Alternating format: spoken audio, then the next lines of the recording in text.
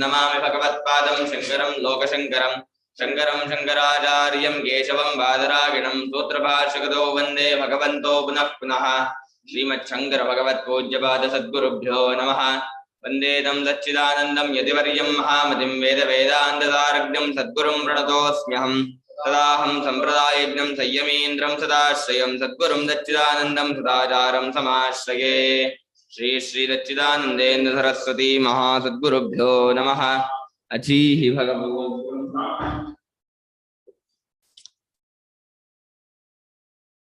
ಸಂಯಮ್ಯ ಸಮ್ಯಕ್ ನಿಯಮನ ಉಪಸಂಹರ್ತ ಅದಲ್ವಾ? ಸಂನಿಯಮ್ಯ ಸಮ್ಯಕ್ ನಿಯಮ್ಯ ಸನ್ನಿಯಮ್ಯ ಸಮ್ಯಗ್ ನಿಯಮ್ಯ ಸಂನಿಯಮ್ಯ ಉಪಸಂಹೃತ್ಯ ಉಪಸಂಹೃತ್ಯ ಇಂದ್ರಿಯ ಗ್ರಾಮಂ ಇಂದ್ರಿಯ ಸಮುದಾಯಂ ಸರ್ವತ್ರ ಸರ್ವಸ್ಮಿನ್ ಕಾಲೇ ಸಮಬುದ್ಧಯಃ ಸರ್ವತ್ರ ಸರ್ವಸ್ಮಿನ್ ಕಾಲೇ ಸಮಬುದ್ಧಯಃ. ಈ ಅಕ್ಷರವನ್ನ ಕಂಡುಕೊಳ್ಳೋಕೋಸ್ಕರವಾಗಿ ಇಂದ್ರಿಯ ಗ್ರಾಮವನ್ನ ಇಂದ್ರಿಯ ಸಮುದಾಯ, ಗ್ರಾಮ ಸಮುದಾಯ ಸಮೂಹ ಎಲ್ಲ ಒಂದೇ ಅರ್ಥ, ಸಂಘಾತ ಗುಂಪು ಅಂತ. ಇಂದ್ರಿಯ ಸಮೂಹವನ್ನೆಲ್ಲ ನಿಯಮ ಮಾಡಿಕೊಂಡು ಹತೋಟಿ ಇಟ್ಕೊಂಡು ಕಂಟ್ರೋಲ್ ಮಾಡಿಕೊಂಡು ಅಂತ ಅರ್ಥ. ಎಲ್ಲ ಕಡೆಯಿಂದಲೂ ಸರ್ವತ್ರ ಸರ್ವಸ್ಮಿನ್ ಕಾಲೇ ಸಮಬುದ್ಧ, ಎಲ್ಲ ಸರ್ವತ್ರ ಸಮಬುದ್ಧಿ ಅಂದ್ರೆ ಸರ್ವತ್ರ ಯಾವುದು ಕಾಲಾರ್ಥದಲ್ಲಿ ಸ್ವಲ್ಪರ್ತಿಯ ಅಂತ ಎಲ್ಲಾ ಕಾಲದಲ್ಲೂ ಸಮಬುದ್ಧಿಯನ್ನು ಇಟ್ಕೊಂಡಿರ್ತಾರೆ. ರಾಗದ್ವೇಷ ಮಾಡದೆ, ಶೀತೋಷ್ಣಾದಿಗಳು ಒದ್ದಾಡದೇನೆ, ಈ ದ್ವಂದ್ವಕ್ಕೆ ಸಿಕ್ಕಾಕೋದೇನೆ ಸಮಬುದ್ಧಿಯಿಂದ ಕೂತ್ಕೊಂಡವರಾಗಿರ್ತಾರೆ. ಯಾವಾಗಲೂ ಸರ್ವತ್ರ ಸರ್ವಸ್ಮಿನ್ನಪಿ ಕಾಲ ಅಂತ ಎಲ್ಲ ಕಾಲದಲ್ಲೂ ಸಮಬುದ್ಧಿ ಉಳ್ಳವರಾಗಿ ಇರ್ತಾರೆ. ಸಮಾತುಲ್ಯ ಬುದ್ಧಿ ಯೇಷಾಂ ಇಷ್ಟಾನಿಷ್ಟ ಪ್ರಾಪ್ತೌತೆ ಸಮಬುದ್ಧಯ. ಸಮಾತುಲ್ಯ ಬುದ್ಧಿ ಯೇಷಾಂ ಇಷ್ಟಾನಿಷ್ಟ ಪ್ರಾಪ್ತೌತೆ ಸಮಬುದ್ಧಯಃ. ಸಮಬುದ್ಧಿ ಏನಕ್ಕೆ ಅರ್ಥ ವಿಗ್ರಹವಾಕ್ಯ ಬೈತಾ ಇದೆ. ಸಮಾ ಬುದ್ಧಿ ಯೇಷಾಂತ ಇದ್ದ. ಸಮ ಅಂದ್ರೆ ತುಲ್ಯವಾದ ಏಕ ಪ್ರಕಾರವಾದ ಬುದ್ಧಿಯು ಇಷ್ಟ ಪ್ರಾಪ್ತಿಯಾದರೂ ಅನಿಷ್ಟ ಪ್ರಾಪ್ತಿಯಾದರು, ಇಷ್ಟ ಇಷ್ಟ ನಿವೃತ್ತಿ ಆದರೂ ಅನಿಷ್ಟ ಪ್ರಾಪ್ತಿಯಾದರು, ಅನಿಷ್ಟ ನಿವೃತ್ತಿ ಆದರೂ ಇಷ್ಟ ಪ್ರಾಪ್ತಿಯಾದರು. ಎಲ್ಲ ಸಮಯದಲ್ಲೂ ಕೂಡ ಅವರು ಸಮಬುದ್ಧಿ ಉಳ್ಳವರಾಗಿರ್ತಾರೆ. ಇಷ್ಟ ಪ್ರಾಪ್ತಿ ಅನಿಷ್ಟ ಪರಿಹಾರ ಅಥವಾ ಅನಿಷ್ಟ ಪ್ರಾಪ್ತಿ ಇಷ್ಟ ಪರಿಹಾರ ಏನೇ ಆದ್ರೂ ಮನಸ್ಸು ವಿಕಾರ ಮಾಡ್ಕೊಳ್ಳಲ್ಲ. ತಮ್ಮ ಏಕರೂಪದ ಮೆಂಟೈನ್ ಮಾಡ್ತಾ ಇರ್ತಾರೆ, ಒಂದೇ ರೂಪದಿಂದ ತಮ್ಮನ್ನ ಕಂಟ್ರೋಲ್ ಮಾಡ್ಕೊಂಡಿರ್ತಾರೆ. ತೇ ಏವಂ ವಿಧಾಃ ತೇ ಪ್ರಾಪ್ನುವಂತಿ ಮಾಮೇವ ಸರ್ವಭೂತ ಹಿತೇ ರತಾಃ. ತೇ ಪ್ರಾಪ್ನುವಂತಿ ಮಾಮೇವ ಸರ್ವಭೂತ ಹಿತೇ ರತಾಃ. ತೇ ಅವರು ಏವಂ ವಿಧ, ಯಾರು ಈ ರೀತಿ ಇದ್ದವರಾಗಿರ್ತಾರೋ, ಸರ್ವತಮ ಬುದ್ಧಿ ಉಳ್ಳವರಾಗಿ ಇಷ್ಟ ಪ್ರಾಪ್ತಿಯಲ್ಲಿ ವಿಕಾರ ಹೊಂದದೇ ಇರ್ತಾರೋ ಅವರು ಕೂಡ ನನ್ನನ್ನೇ ಪಡಿತಾರೆ. ಅವರು ಕೂಡ ಅಂದ್ರೆ ಅವರೇ ಅವನು ಪಡೆಯೋದು. ವಿಶ್ವೋಪಾಸಕರು ನನ್ನ ಪಡಿತಾರೆ ಅನ್ನಲ್ಲ, ಇವರು ನನ್ನನ್ನೇ ಪಡಿತಾರೆ ಅಂತ ಹೇಳ್ತಾ ಇದ್ದಾನೆ. ವಿಶ್ವೋಪಾಸಕರು ಪೂರ್ತಿ ಪರಮಾತ್ಮ ಪಡೆಯಲ್ಲ. ವಿಶ್ವೋಪಾಸಕರಿಗೆ ಇದಿರುತ್ತೆ, ಅಜ್ಞಾನ ಹೋಗಿರಲ್ಲ, ಇವ್ರಿಗೆ ಅಜ್ಞಾನ ಹೋಗ್ಬಿಟ್ಟಿರುತ್ತೆ. ಅದನ್ನ ಪೂರ್ಣ ಏಕತ್ವವನ್ನು ಪಡ್ಕೊಂಡಿರ್ತಾರೆ. ವಾಕ್ಯ ನೋಡಿದ್ರೆ ಮತ್ತೆ ಪ್ರಾಪಂಚ ಮಾಮೇವ ಹಬ್ಬುದಿದ್ದು, ಅವರು ನನ್ನನ್ನೇ ಪಡಿತಾರೆ. ಎಲ್ಲಾ ಭೂತಗಳ ಹೃದಯದಲ್ಲಿ ಅರ್ಥರಾಗಿರೋರು ಅವರು ನನ್ನನ್ನೇ ಪಡಿತಾರೆ ಅಂದ್ರೆ ಜ್ಞಾನಿಗಳಾಗ್ಬಿಟ್ಟು ಪರಮಾತ್ಮ ಆಗ್ಬಿಡ್ತಾರೆ. ಇವರು ಉಪಾಸಕರಾಗಿ ಭಾವನೆಯಿಂದ ಒಂದಾಗಿರ್ತಾರೆ ಅಷ್ಟೇ. ನತು ತೇಷಾಂ ವಕ್ತವ್ಯಂ ಕಿಂಚಿತ್ ಮಾಂತೆ ಪ್ರಾಪ್ತವಂತಿ ಇತಿ. ನತು ತೇಷಾಂ ವಕ್ತವ್ಯಂ ಕಿಂಚಿತ್ ಮಾಂತೆ ಪ್ರಾಪ್ತವಂತಿ ಇತಿ. ಅವ್ರ ಬಗ್ಗೆ ಹೇಳ್ಬೇಕಾದದ್ದು ಏನೂ ಇಲ್ಲ. ಅವ್ರು ನನ್ನನ್ನು ಪಡ್ಕೊಳ್ತಾರಾ ಇಲ್ವಾ, ನನ್ನನ್ನೇ ಪಡ್ಕೊಳ್ತಾರೆ. ಜ್ಞಾನಿಗಳು ಸ್ವತಂತ್ರವರು, ತಾವೇ ಸತ್ವಜ್ಞಾನ ಪಡ್ಕೊಂಡು ಅಜ್ಞಾನ ಕಳ್ಕೊಂಡು ಪರಮಾತ್ಮ ಒಂದಾಗಿರ್ತಾರೆ. ಇವರು ವಿಶ್ವೋಪಾಸಕರು ಪರತಂತ್ರರು. ವಿಶ್ವೋಪಾಸಕರಿಗೆ ಈಶ್ವರಾಧೀನ, ಈಶ್ವರ ಇಚ್ಛಾ ಉಂಟು. ಈಶ್ವರನ ಶರಣಾಗತಿ ಹೊಂದಿ ಅವರು ತಮ್ಮ ಮಂದ ಮಧ್ಯಮಾಧಿಕಾರಿ ಆಗೋದ್ರಿಂದ ಅವರು ಭಾವನೆ ಮಾಡ್ತಾ ಮಾಡ್ತಾ ಅವನ ಅನುಗ್ರಹನ ಇಟ್ಪಟ್ಕೊಂಡು ಕಾಲಾನುಕಾಲ ಕಂಡುಕೊಳ್ತಾರೆ. ಕೊನೆ ಕಂಡುಕೊಂಡೇ ಒಂದಾಗಬೇಕು. ಯಾಕೆಂದ್ರೆ ಒಂದಾಗದೇ ಇರೋದು ಅಜ್ಞಾನವೇ ಕಾರಣವಾದ್ರಿಂದ ಅಜ್ಞಾನ ಹೋಗಿಯೇ ಒಂದಾಗೋದು. ಜ್ಞಾನಿ ತ್ವಾತ್ಮೈವ ಮೇ ಮತಂ ಇತಿ ಉಕ್ತಂ. ಜ್ಞಾನಿ ತ್ವಾತ್ಮೈವ ಮೇ ಮತಂ ಇತಿ ಉಕ್ತಂ. 7ನೇ ಅಧ್ಯಾಯದಲ್ಲಿ ಜ್ಞಾನಿ ನಾನೇ ಕಣ, ನನ್ನ ನಾನೇ ಜ್ಞಾನಿ, ಜ್ಞಾನಿ ನಾನು ಬೇರೆ ಅಲ್ಲ ಅಂತ ನನ್ನ ಸ್ವರೂಪ ಆಗ್ಬಿಡ್ತಾನೆ ಅಂತ 7ನೇ ಅಧ್ಯಾಯದಲ್ಲಿ ಏನ್ ಹೇಳಿದ ಅದನ್ನೇ ಇಲ್ಲಿ ಈ ರೀತಿ ಹೇಳ್ತಿದ್ದಾರೆ ಅಷ್ಟೇ. ನಹಿ ಭಗವತ್ ಸ್ವರೂಪಾಣಾಂ ಸತಾಂ ನಹಿ ಭಗವತ್ ಸ್ವರೂಪಾಣಾಂ ಸತಾಂ ಯುಕ್ತತಂ ಯುಕ್ತತಮತ್ವಂ ಅಯುಕ್ತತಮತ್ವಂ ವಾ ವಾಚ್ಯಂ. ಯುಕ್ತತಮತ್ವಂ ಅಯುಕ್ತತಮತ್ವಂ ವಾ ವಾಚ್ಯಂ. ಯಾರು ಭಗವತ್ ಸ್ವರೂಪವನ್ನೇ ಪಡ್ಕೊಂಡ್ಬಿಟ್ಟಿದ್ದಾರೋ ಅವ್ರು ಯುಕ್ತ ತಮರು ಅಯುಕ್ತ ತಮರು ಹೀಗೆ ಬರೋದೇ ಇಲ್ಲ. ಯುಕ್ತ ಯುಕ್ತ ತರ ಯುಕ್ತ ತಮ ತ್ರಿಪುಟಿ ಬರಲ್ಲ. ತರಪ್ಪು ತಮ ಕಂಪ್ಯಾರಿಟಿವ್ ಸೂಪರ್ಲೇಟಿವ್ ಆಗಲಿ ಯುಕ್ತ ತಮತ್ವ ಅಯುಕ್ತ ತಮತ್ವ ಬರಲ್ಲ. ಅದರಿಂದಲೇ ತೇಮೇ ಯುಕ್ತ ತಮ ಮತ ಅನ್ನುವಾಗ ಸಾಧಕರಾಗಿರುವ ಅಭಿವೃದ್ಧಿಶಾ ಸನ್ಯಾಸಿಗಿಂತ ವಿಶ್ವೋಪಾಸಕರು ಯುಕ್ತ ತಮ ಅಂತ ಹೇಳ್ತಾ ಇದ್ದಾರೆ ಅಂತ ಸಮಬೇಕೆ ಹೊರತು ಜ್ಞಾನಿಗಿಂತ ಯುಕ್ತ ಯುಕ್ತ ತರ ಯುಕ್ತ ತಮ ಬರಲ್ಲ. ಜ್ಞಾನಿಗಳಲ್ಲಿ ಈ ಕಂಪ್ಯಾರಿಟಿವ್ ಸೂಪರ್ಲೇಟಿವ್ ಬರಲ್ಲ. ಒಂದಾಗ್ಬಿಟ್ಟವ್ರು ಅವರು. ಅವರಿಗೆ ತೇಷಾಮದ ಭಗವತ್ ಸ್ವರೂಪವನ್ನು ಪಡ್ಕೊಂಡಂತಹ ಜ್ಞಾನಿಗಳಿಗೆ ಯುಕ್ತ ತಮತ್ವ ಯುಕ್ತ ತಮತ್ವ ಅಯುಕ್ತ ತಮತ್ವ ಯುಕ್ತ ತರತ್ವ ಯುಕ್ತ ತಮತ್ವ ಬೇಕಾಯ್ತಾ? ಅಲ್ಲ, ಇದಕ್ಕೆ ಒಳ್ಳೆ ನೀವು ಹೇಳ್ದಂಗೆ ಹಿಂದೆ ಶ್ಲೋಕದಲ್ಲಿ ಅವನು ಯುಕ್ತ ತಮ ಅಂತ ಹೇಳಿದಲ್ಲ, ಅವನು ಯುಕ್ತ ತಮ ಅನ್ನೋದು ಒಂದಲ್ಲ, ಅಯುಕ್ತ ತಮ ಅನ್ನೋದು ಒಂದಲ್ಲ. ಅಲ್ಲ, ಅಯುಕ್ತ ತಮ ಬರೋಲ್ಲ, ತರ ಪ್ರತ್ಯಯ ಬರೋದು. ಯುಕ್ತ ಯುಕ್ತ ತರ ಯುಕ್ತ ತಮ ಬರೋದು, ಅಯುಕ್ತ ತಮ ಅಲ್ಲ. ಅಪೋಸಿಟ್ ಸೈಡ್ ಇದೆಯಲ್ಲ ಅಷ್ಟೇ. ಇವನು ಜಾಣ ಅಂತಾಗ್ಲಿ ಜಾಣ ಅಲ್ಲ ಅಂತಾಗ್ಲಿ ಅಲ್ಲ ಅನ್ನೋ ವ್ಯವಹಾರದ ಯುಕ್ತ ಯುಕ್ತ ತರ ಯುಕ್ತ ತಮ ಬರಲ್ಲ ಅನ್ಬೇಕು ಇವರಿಗೆ. ಇವರಿಗೆ ಕಂಪ್ಯಾರಿಟಿವ್ ಸೂಪರ್ಲೇಟಿವ್ ಬರಲ್ಲ ಅನ್ಬೇಕು. ಕೆಳಗಿನ ಬರಲ್ಲ, ಬರೋದೇ ಇಲ್ಲ. ಅಯುಕ್ತ ತಮತ್ವ ಬರು. ಅಯುಕ್ತ ತಮ ಯಾರು ಬರ್ತಾರೆ? ಅಯುಕ್ತ ತಮ ಇಲ್ಲೇ ಇಲ್ಲ ಪ್ರಪಂಚದಲ್ಲೇ. ಯುಕ್ತರು ಅಯುಕ್ತರು ಇಬ್ಬರೇ ಬರೋದು. ಜ್ಞಾನಿಗಳು ಕೂಡ್ಕೊಂಡಿರ್ತಾರೆ, ಅಜ್ಞಾನಿ ಕೂಡ್ಕೊಂಡಿರೋದು.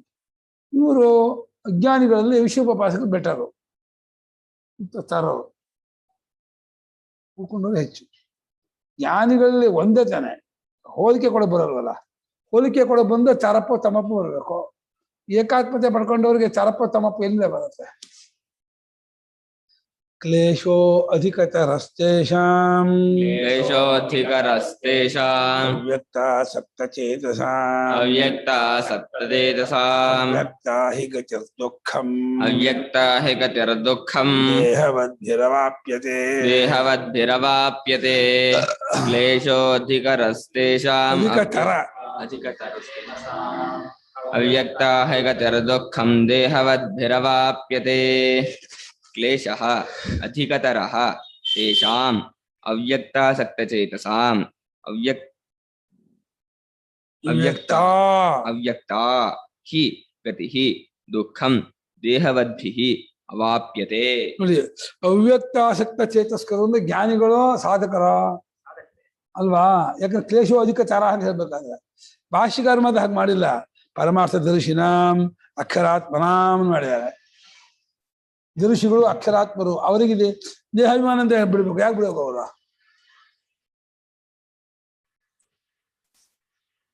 ಯಜ್ಞವಿ ಮತ್ಕರ್ಮಾದಿ ಬಲಾಣ ಕ್ಲೇಶ ಅಧಿಕ ತರ. ಯಾರಿಗೆ? ಅಕ್ಷರಾತ್ಮರು, ಪರಮಾರ್ಥ ದರ್ಶಿಗಳು ಅಂದ್ರು.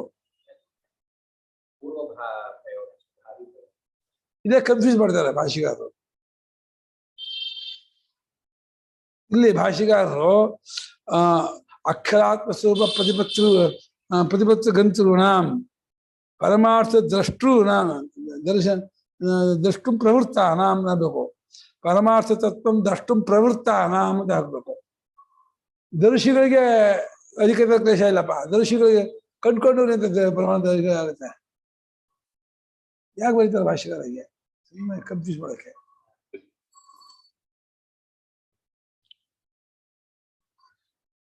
ಅವ್ಯಕ್ತದಲ್ಲಿ ಆಸಕ್ತಿಯನ್ನ ಇಟ್ಕೊಂಡಂಥದ್ದು ಅಂದ್ರೆ ಇಟ್ಕೊಳ್ಳೋದು ಅಂದ್ರೆ ಆಸಕ್ತಿಯನ್ನು ಇಟ್ಕೊಂಡು ಅದು ಸಾಧನೆ ಮಾಡೋದಿದೆಯಲ್ಲ, ಅದು ಕಷ್ಟ.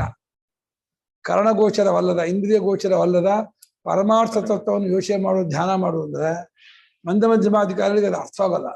ಅಯ್ಯೋ ಇದು ಆಗಲ್ಲಪ್ಪ, ಇದು ತಲೆ ಹತ್ತೋದಲ್ಲ ಹಿಡಿಯೋದಲ್ಲ ಅಂತ. ಇದೇ ಇಂದ್ರಿಯ ಗೋಚರವಲ್ಲದ ಯಾವ ವಿಷಯವೂ ಆಗದೇ ಇರುವ ಪರಮಾರ್ಥ ತತ್ವದಲ್ಲಿ ನೆಲೆ ನಿಲ್ಲೋದು ಅಂದ್ರೆ ದೇಹಾಭಿಮಾನಿಗಳು ತುಂಬಾ ಕಷ್ಟ. ಹಾಗಾಗಿ ಅವ್ಯಕ್ತದಲ್ಲಿ ಆಸಕ್ತರಾದ ಚೇತಸ್ಕರಿಗೆ ಅಂದ್ರೆ ಅಲ್ಲಿಯೇ ಮುಳ್ಕೊಂಡು ಅದನ್ನೇ ಕಟ್ಕೋಬೇಕು ಅಂತ ಪ್ರಯತ್ನ ಪಡ್ತಾ ಇರುವಂತಹ ಸಾಧಕರಿಗೆ ತುಂಬಾ ಕ್ಲೇಶ. ವಿವಿಧ ಸನ್ಯಾಸಿಗಳು ಅಂತ, ವಿವಿಧ ಸನ್ಯಾಸಿಗಳು ಧ್ಯಾನ ಯೋಗಿಗಳು. ಧ್ಯಾನ ಯೋಗಿ ವಿವಿಧ ಸನ್ಯಾಸಿಗಳಿದಾರಲ್ಲ ಅವ್ರಿಗೆ ಕಷ್ಟ ಜಾಸ್ತಿ. ವಿಶ್ವೋಪಾಸಕರಿದಾರಲ್ಲ ಅವ್ರಿಗೆ ಕಷ್ಟ ಕಮ್ಮಿ. ಪರಮಾತ್ಮನ ಅವಲಂಬಿಸಿಕೊಂಡವರು. ಅವ್ಯಕ್ತವಾದ ಗತಿ ಇದೆಯಲ್ಲ, ಅಂದ್ರೆ ಹಿಂದೆ ಗೋಚರವಲ್ಲದೆ ಇರತಕ್ಕಂಥ ಪರಮಾತ್ಮ. ಹೇಳಿಮ್ಮ. ಗುರುಗಳೇ, ನೀವು ಯಾಕೆ ವಿಶ್ವರೂಪ ಅಂತಾನೆ ಹೇಳ್ತಾ ಇದ್ದೀರಾ? ಏನಾದ್ರೂ ಇರ್ಬೋದಲ್ವಾ, ಯಾವ್ದಾದ್ರು ರೂಪ ಆದ್ರೂ ಇರ್ಬೋದಲ್ವಾ? ವಿಶ್ವರೂಪ ಅಂತ ಸ್ಪೆಸಿಫಿಕ್ ಆಗಿ ಯಾಕೆ ಹೇಳ್ತಾ ಇದ್ದೀರಾ ಅಂತ ಕಂಪೇರ್ ಮಾಡ್ತಾರೆ ಅವ್ರಿಗೆ ತಾನೆ. ಇವ್ರು ಹೆಚ್ಚು ಅಂತ ಕಂಪೇರ್ ಮಾಡ್ತಿರೋದು. ವಿಶ್ವರೂಪೋಪಾಸಕರು ಹೆಚ್ಚು, ಅಕ್ಷರೋಪಾಸಕರು ಹೆಚ್ಚು ಅಂತ ಕಂಪೇರ್ ಮಾಡ್ತಿರೋದು. ವಿಶ್ವರೂಪ ಅಂತ ಇಲ್ಲ ಅಲ್ವಾ ಗುರುಗಳೇ? ಯಾರಾದ್ರೂ ಯಾವ ಸಗುಣ ರೂಪ ಆದ್ರೂ ಪ್ರೇ ಮಾಡ್ಬೋದಲ್ವಾ? ಸರಿ, ಅದು ಇನ್ನು ಕೆಲಮಟ್ಟ. ನೀವು ಯಾವ ರಾಮ, ಕೃಷ್ಣ, ಶಿವ ಇನ್ನು ಕೆಳಮಟ್ಟ, ವಿಶ್ವರೂಪ ಮೇಲ್ಮಟ್ಟ. ವಿಶ್ವರೂಪೋಪಾಸನೆ ಇನ್ನು ಮೇಲ್ಮಟ್ಟದ್ದು.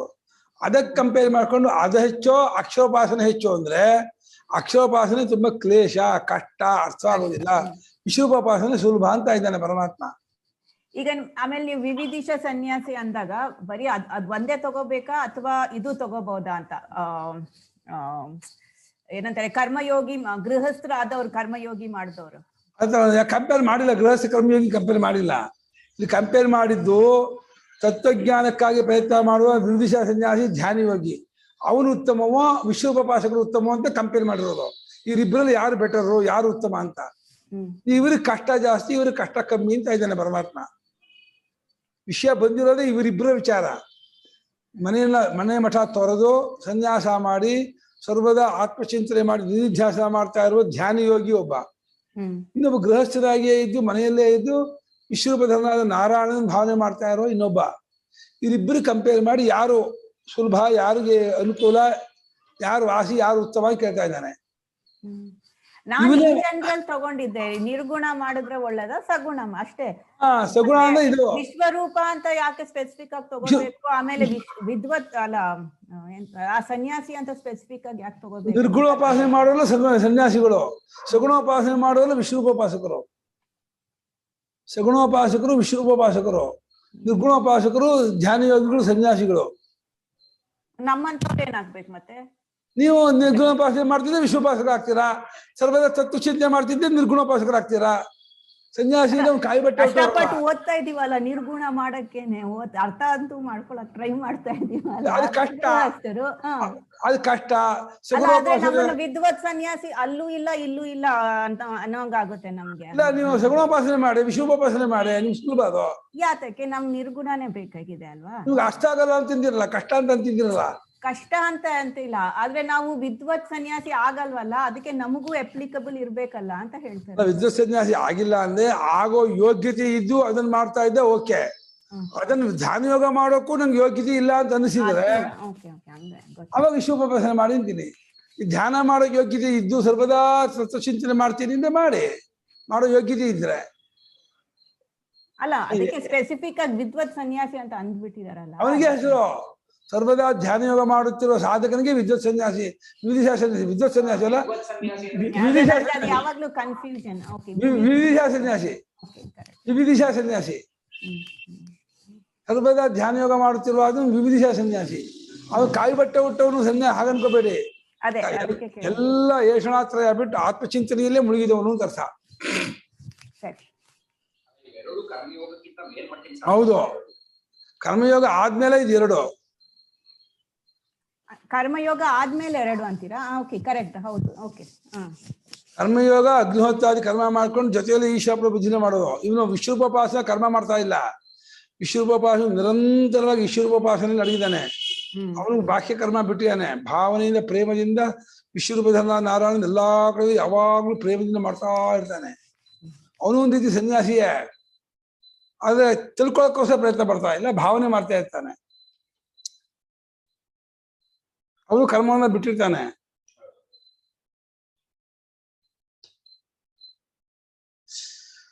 ಅವ್ಯಕ್ತವಾದ ಇಂದ್ರಿಯ ಗೋಚರವಲ್ಲದಿರುವ ಪರಮಾರ್ಥ ತತ್ವದಲ್ಲಿ ಗತಿಯಿಂದ ಗಮನ ಹೋಗೋದಿದೆಯಲ್ಲ, ಅದು ದುಃಖ. ದುಃಖನ ಕಷ್ಟ ಅಂತ. ಯಾರಿಗೆ ದೇಹವದ್ವಿ, ದೇಹಾಭಿಮಾನ ಉಳ್ಳವರಿಗೆ ತುಂಬಾ ಕಷ್ಟವಾಗಿ ಪಡೆಯಲ್ಪಡುತ್ತದೆ. ದೇಹಾಭಿಮಾನ ಉಳ್ಳವರಿಗೆ ಅದೇ ಧ್ಯಾನ ಯೋಗ ದಕ್ಕೋಲ್ಲ ಅಂತ. ಧ್ಯಾನ ಯೋಗ ವಿಶ್ವರೂಪ ಇಟ್ಕೊಂಡ್ಬಿಡಿ. ಧ್ಯಾನ ಯೋಗ ಮಾಡೋದು ಮೇಲ್ಮಟ್ಟ, ವಿಶ್ವರೂಪ ಮಾಡೋದು ಕೆಳಮಟ್ಟ. ಅದು ಭಗವಂತ ಇದು ಸುಲಭ ಅನ್ನೋ ದೃಷ್ಟಿಯಿಂದ ಇದನ್ನು ಉತ್ತಮ ಅಂತ ಹೇಳ್ತಾ ಇದ್ದಾನೆ. ಎಲ್ರೂ ಮಾಡ್ಬೋದು, ಎಲ್ರಿಗೂ ದಕ್ಕತೆ, ಅದು ದಕ್ಕೋದಿಲ್ಲ ಅಂತಾರೆ. ಅದಕ್ಕೆ ಮನೆ ಮಠ ಇರಬಾರ್ದು, ಅವನಿಗೆ ಈ ಗ್ರಾಮೀಣ ಇದ್ದಾನೆ ಓದಿಯಾಗಿರ್ತಾನೆ ಸ್ವಲ್ಪ ಆತ್ಮಚಿಂತೆ ಮಾಡಬೇಕು. ಎಟ್ಕೋದಿಲ್ಲ, ಬುದ್ಧಿಗೆ ಅರ್ಥವಾಗೋದಿಲ್ಲ. ಬುದ್ಧಿಗೆ ಅರ್ಥವಾಗದೇ ಇರೋದನ್ನ ಅದನ್ನು ವಿಚಾರ ಮಾಡುತ್ತಂದ್ರೆ ಹೆಂಗ್ ವಿಚಾರ ಮಾಡ್ತಾನೆ? ಇಲ್ಲಿ ಅರ್ಥವಾಗದೇ ಇರೋದು ಏನೂ ಇಲ್ಲ. ಇಲ್ಲಿ ಕೊಟ್ಬಿಟ್ಟು ಒಂದು ಸ್ಟ್ರಕ್ಚರ್ ಕೊಟ್ಬಿಟ್ಟಿದ್ದಾರೆ, ಅದನ್ನು ಭಾವನೆ ಮಾಡ್ತಾ ಕೂತ್ಕೊಂಡ್ರೆ ಆಯ್ತು ಅಷ್ಟೇ. ಶ್ರದ್ಧೆ ಬೇಕು, ನೈರಂತರ್ಯ ಬೇಕು ಅಷ್ಟೇ. ಎಡಬಿಡದೆ ಮಾಡ್ತಿರ್ಬೇಕು, ಶ್ರದ್ಧೆ ಇರಬೇಕು, ಪ್ರೇಮ ಇರಬೇಕು. ಇದಕ್ಕೆ ಅಷ್ಟಿದ್ರೆ ಸಾಕಾಗಲ್ಲ. ಈ ಕಂಡುಕೊಳ್ಳೋದು ಒಂದಿದೆಯಲ್ಲ, ಅದನ್ನು ಪುರುಷತಂತ್ರ ಅಲ್ಲ, ಅದು ಕರ್ತತಂತ್ರ ಅಲ್ಲ, ವಸ್ತುತಂತ್ರ. ತುಂಬಾ ಕಷ್ಟ ಅದು. ಎರಡಕ್ಕೂ ಇದೆ, ಶಾಸ್ತ್ರಯುಕ್ತಿ ಇದೆ. ಅದು ಇದಕ್ಕೆ ವಿಶ್ವಭಾಷೆ ಶಾಸ್ತ್ರಯುಕ್ತಿ ಜಾಸ್ತಿ ಇಲ್ಲ. ಒಂದ್ಸಲ ಶ್ರದ್ಧಾ ಉಪದೇಶ ಆದ್ರೆ ಸಾಕು. ಕಿಂಚು ಕ್ಲೇಶ ಅಧಿಕತರ. ಆದರೆ ಈ ಧ್ಯಾನ ಯೋಗಿಗೆ ವಿವಿಧಿಷಾ ಸನ್ಯಾಸಿಗೆ ತತ್ವಚಿಂತನೆ ಮಾಡ್ಕೊಂಡಿರೋದು ಅನ್ನೋದು ಕ್ಲೇಶ ಜಾಸ್ತಿ, ಅಧಿಕವಾದ ಹೆಚ್ಚಾಗಿ ಕ್ಲೇಶವುದು, ತುಂಬಾ ಒದ್ದಾಟ. ಯದ್ಯಪಿ ಮತ್ಕರ್ಮಾದಿಪರಾಣಾಂ ಕ್ಲೇಶಃ ಅಧಿಕ ಏವ. ಯದ್ಯಪಿ ಮತ್ಕರ್ಮಾದಿಪರಾಣಾಂ ಕ್ಲೇಶಃ ಅಧಿಕತರಸ್ತು ಅಕ್ಷರಾತ್ಮನಾಂ. ಅಧಿಕತರಸ್ತು ಅಕ್ಷರಾತ್ಮನಾಂ. ಪರಮಾರ್ಥದರ್ಶಿನಾಂ. ದೇಹಾಭಿಮಾನ ಪರಿತ್ಯಾಗ ನಿಮಿತ್ತಃ. ಮತ್ಕರ್ಮ ಕರ್ಮ ಮತ್ಪರಮೋ ಮದ್ಭಕ್ತ ಸಂಘವರ್ಜಿತ. ಅದು ಕಷ್ಟವೇ. ಪ್ರಾಕೃತವಾದ ಸಾಮಾನ್ಯ ಲೌಕಿಕರಿಗೆ ಹೋಲಿಸ್ಕೊಂಡ್ರೆ ಅದು ಅವರಿಗೆ ತುಂಬಾ ಕಷ್ಟವೇ, ಮತ್ಕರ್ಮ ಮತ್ಪರಮ. ಆದರೂ ಇದಿದೆಯಲ್ಲ, ಅಕ್ಷರ ಸ್ವರೂಪದಲ್ಲಿ ಚಿಂತನೆ, ಪರಮಾರ್ಥವನ್ನು ಕಂಡುಕೊಳ್ಳೋಕ್ಕೋಸ್ಕರ ನಿರಂತರ ಪ್ರಯತ್ನ ಪಡ್ತಾ ಇರುವಂತಹ ಧ್ಯಾನಯೋಗದ ಮಾರ್ಗ, ಅದು ಅಧಿಕ ತರವಾದ ಕಷ್ಟ, ಅದು ಹೆಚ್ಚಾದ ಕಷ್ಟ. ಅದು ದೇಹಾಭಿಮಾನವನ್ನು ಕೈ ಬಿಡೋದು ಅನ್ನೋ ನಿಮಿತ್ತ ಬರೋದು. ಇಲ್ಲಿ ದೇಹಾಭಿಮಾನ ಬಿಡೋ ಪ್ರಶ್ನೆ ಬರಲ್ಲ. ದೇಹಾಭಿಮಾನ ಬಿಟ್ಟೋಗಿರುತ್ತೆ, ಆ ವಿಷಯ ಬೇರೆ. ಅದಕ್ಕಾಗಿ ಇವನು ಪ್ರಯತ್ನ ಮಾಡಲ್ಲ. ಇವನು ಅದೆಲ್ಲ ಪ್ರಯತ್ನ ಮಾಡಬೇಕು. ದೇಹ ನಾನಲ್ಲ, ಇಂದ್ರಿಯ ನಾನಲ್ಲ, ಆ ವಿಚಾರ ಮಾಡಿಕೊಂಡು ಅಂತರ್ಮುಖತೆ ಬೆಳೆಸ್ಕೊಂಡು ತತ್ವ ಕಂಡುಕೊಳ್ಳೋ ಪ್ರಯತ್ನ ಮಾಡ್ತಾ ಇರ್ತಾನೆ. ಇವನಿಗೆ ಭಾವನೆ ಶ್ರದ್ಧೆಯಿಂದ ಕೇವಲ ಪ್ರೇಮದಿಂದ ವಿಶ್ವರೂಪನಲ್ಲಿ ಮನಸ್ಸಿಟ್ಟು ಮಾಡನೆ ಮಾಡ್ತಾ ಹೋಗ್ತಾನೆ. ಅದೇ ವಿಶ್ವರೂಪೋಪಾಸನೆ ಸುಲಭ. ಇಬ್ರು ಕರ್ಮಯೋಗಿಗಳು ಅಂದ್ರೆ ಇಬ್ರು ದೇಹದ ಭಾವ ಬಿಟ್ಬಿಟ್ಟಿದ್ದಾರೆ ಅಲ್ವಾ? ದೇಹಭಾವ ಬಿಟ್ಟಿರುತ್ತೆ. ಅದೇ ವಿಶ್ವೋಪಾಸಕರಿಗಿಂತ ಜಾಸ್ತಿ ದೇಹಭಾವ ಬಿಟ್ಟಿರುತ್ತೆ ಅಕ್ಷೋಪಾಸಕರಿಗೆ. ಧ್ಯಾನ ಯೋಗಿಗೆ ಇನ್ನೂ ಜಾಸ್ತಿ ದೇಹಾಭಿಮಾನ ಬಿಡೋದು. ಆದ್ರೆ ಒಂದೇ ಪ್ರತ್ಯಯ 24 ಗಂಟೆ ಇಟ್ಕೊಳ್ಳೋದು ಕಷ್ಟ ಅಲ್ವಾ? ಧ್ಯಾನ ಯೋಗ ಕಷ್ಟ ಅಲ್ವಾ? ಬೌದ್ಧಿಕವಾಗಿ ಚಿಂತನೆ ಮಾಡೋದು ಸುಲಭ ಇನ್ನ ಅಲ್ವಾ? ಚಿಂತನೆ ಮಾಡೋದನ್ನ ಬರೀ ಒಂದ್ಸಲ ಚಿಂತನೆ ಅಲ್ಲ, ಚಿಂತನೆಯೂ ಗೊತ್ತಾಗೋವರೆಗೂ ಬಿಡದೆ ಮಾಡ್ಬೇಕಲ್ಲ. ಚಿಂತನೆ ಮಾಡೋವಾಗ ಬುದ್ಧಿನ ಉಪಯೋಗಿಸೋದ್ರಿಂದ ಮನಸ್ಸಲ್ಲಿ ಒಂದೇ ಪ್ರತ್ಯಯ ಇಟ್ಕೊಳ್ಳೋದು ಕಷ್ಟ ಅಲ್ವಾ ಅಂತ. ಅಲ್ಲ, ಇಲ್ಲಿ ಅರ್ಥವಾಗೋದೇನು ಇಲ್ಲ ಅಂತ. ಆದ್ರಿಂದ ಭಾವನೆ ತಾನೆ ಸುಲಭ. ಇಲ್ಲಿ ಅರ್ಥ ಮಾಡ್ಕೋಬೇಕಲ್ಲ. ಇವಾಗ ಆರ್ಟ್ಸು ಸೈನ್ಸ್ಗೆ ಆರ್ಟ್ಸ್ ಸುಲಭಪ್ಪ, ಸೈನ್ಸ್ ಕಷ್ಟಪ್ಪ ಅಲ್ಲ. ಬಿ ಎ ಸುಲಭ, ಸೈನ್ಸ್ ಕಷ್ಟ. ಲೆಕ್ಕ ಗಣಿತ ಇದು ಸೈನ್ಸ್ ಕಷ್ಟ. ಇದು ಆರ್ಟ್ಸ್ ಕಲೆ ಇದೆಲ್ಲ ಸುಲಭ ಆಗ್ಬಿಡುತ್ತೆ. ಕಲೆಯಲ್ಲಿ ಏನು ಬುದ್ಧಿ ಕೆಲಸ ಇಲ್ಲ, ಅಭ್ಯಾಸ ಮಾಡಿದ್ರೆ ಆಯ್ತು. ಬುದ್ಧಿ ಕೆಲಸ ಮಾಡೋದು ಕಷ್ಟ, ಅಭ್ಯಾಸ ಸುಲಭ, ಪ್ರಾಕ್ಟೀಸ್ ಮಾಡಿದ್ರೆ ಆಯ್ತು. ಈ ಮ್ಯಾಥಮೆಟಿಕ್ಸ್ ಅಲ್ಲಿ ಪ್ರಾಕ್ಟೀಸ್ ಅಲ್ಲ, ಮ್ಯಾಥಮೆಟಿಕ್ಸ್ ಅಲ್ಲಿ ಅರ್ಥ ಆಗ್ಬೇಕು, ವಿಚಾರ ಮಾಡ್ಬೇಕು. ಬುದ್ಧಿ ಕೆಲಸ ಇರೋದು ಸೂಕ್ಷ್ಮ. ಬರೀ ಬ್ಲೈಂಡ್ ಆಗಿ ಅಭ್ಯಾಸ ಮಾಡೋದು ಭಾವನೆ.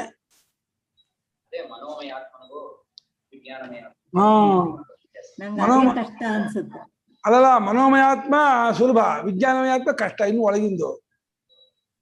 ಉಪಾಸನೆಯಲ್ಲ ಮನೋಮಯಾತ್ಮ, ಇದು ಧ್ಯಾನ ಯೋಗ ವಿಜ್ಞಾನಮಯಾತ್ಮ, ಸೂಕ್ಷ್ಮ ಇದು. ಹಾಗಲ್ಲ ಗುರುಗಳೇ, ನೀವು ಒಂದು ಗಣಿತದ ಲೆಕ್ಕ ಮಾಡ್ತಾ ಇದ್ರೆ ನಿಮ್ಮ ಸಂಪೂರ್ಣ ಕಾನ್ಸಂಟ್ರೇಷನ್ ಕೇಂದ್ರೀಕೃತವಾಗಿರುತ್ತೆ, ಆಸಕ್ತಿ ಇರುತ್ತೆ ಅಲ್ಲಿ. ಒಂದೇ ಇದನ್ನ ಚಿತ್ರವನ್ನೇ ಮುಂದಿಟ್ಕೋತೀನಿ ಅಂದ್ರೆ ಆ ಚಿತ್ರ ಹೋಗಿ ಇನ್ನೊಂದು ಚಿತ್ರ ಬಂದ್ಬಿಡ್ತಾ ಇರುತ್ತೆ. ಭಾವನೆ ಮಾಡುವವರಿಗೆ ಚಿತ್ರ ಬೇಕು, ಅರ್ಥ ಮಾಡ್ಕೊಳ್ಳೋವರಿಗೆ ಚಿತ್ರ ಬೇಡ. ಯಾರಿಗೆ ಅರ್ಥ ಮಾಡ್ಕೊಳ್ಳೋ ಯೋಗ್ಯತೆ ಇಲ್ವೋ ಅವ್ರಿಗೆ ಲೆಕ್ಕ ಕೊಡಿ. ನಮ್ ಕುಮಾರನಿಗೆ ಲೆಕ್ಕ ಹೇಳಿ, ಗುರುಳೇ ಸುಮ್ಮನೆ ಸಾಕು ಎದ್ದೋಗ್ತಿದ್ವಿ ಇವಾಗ ಅಂತಾನೆ. ಅವರಿಗೆ ತಲೆನೋವು. ಇನ್ನು ಗಟ್ಟೊಡಿಯೋದು, ವೇದ ಗಟ್ಟೊಡಿಯಿಂದ ಗಟ್ಟೊಡಿತೀವಿ ಅಂತಾನೆ. ವೇದ ಗಟ್ಟಿ ಹೊಡೆಯೋದು ಭಾವನೆ ಮಾಡೋದು ಮಾಡ್ತಾನೆ.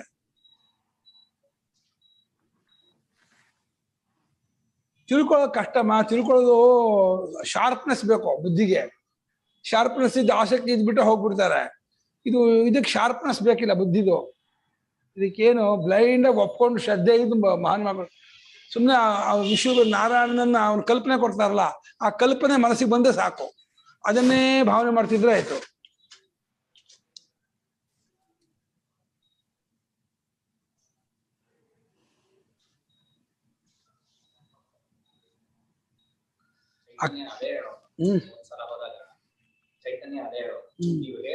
ಕರೆಕ್ಟ್ ಒಪ್ಪೋತೀನಿ. ಆಯ್ತಪ್ಪ ನಿಂಗೆ ಅರ್ಥವಾಗಲ್ಲ, ನಿಲ್ಸಕ್ಕಾಗಲ್ಲ, ನಂಗೆ ರೂಪ ಕೊಟ್ಟು ಮಾಡಿ ಅದನ್ನ ಮಾಡ್ಬಿಟ್ಟು ಈ ಪವಾಡಕ್ಕೆ ಯಾಕೆ ಸೇರ್ಕೊಂಡೆ? ಇದ್ಯಾತಕ್ಕೆ ಬೇಕಾಗಿತ್ತು?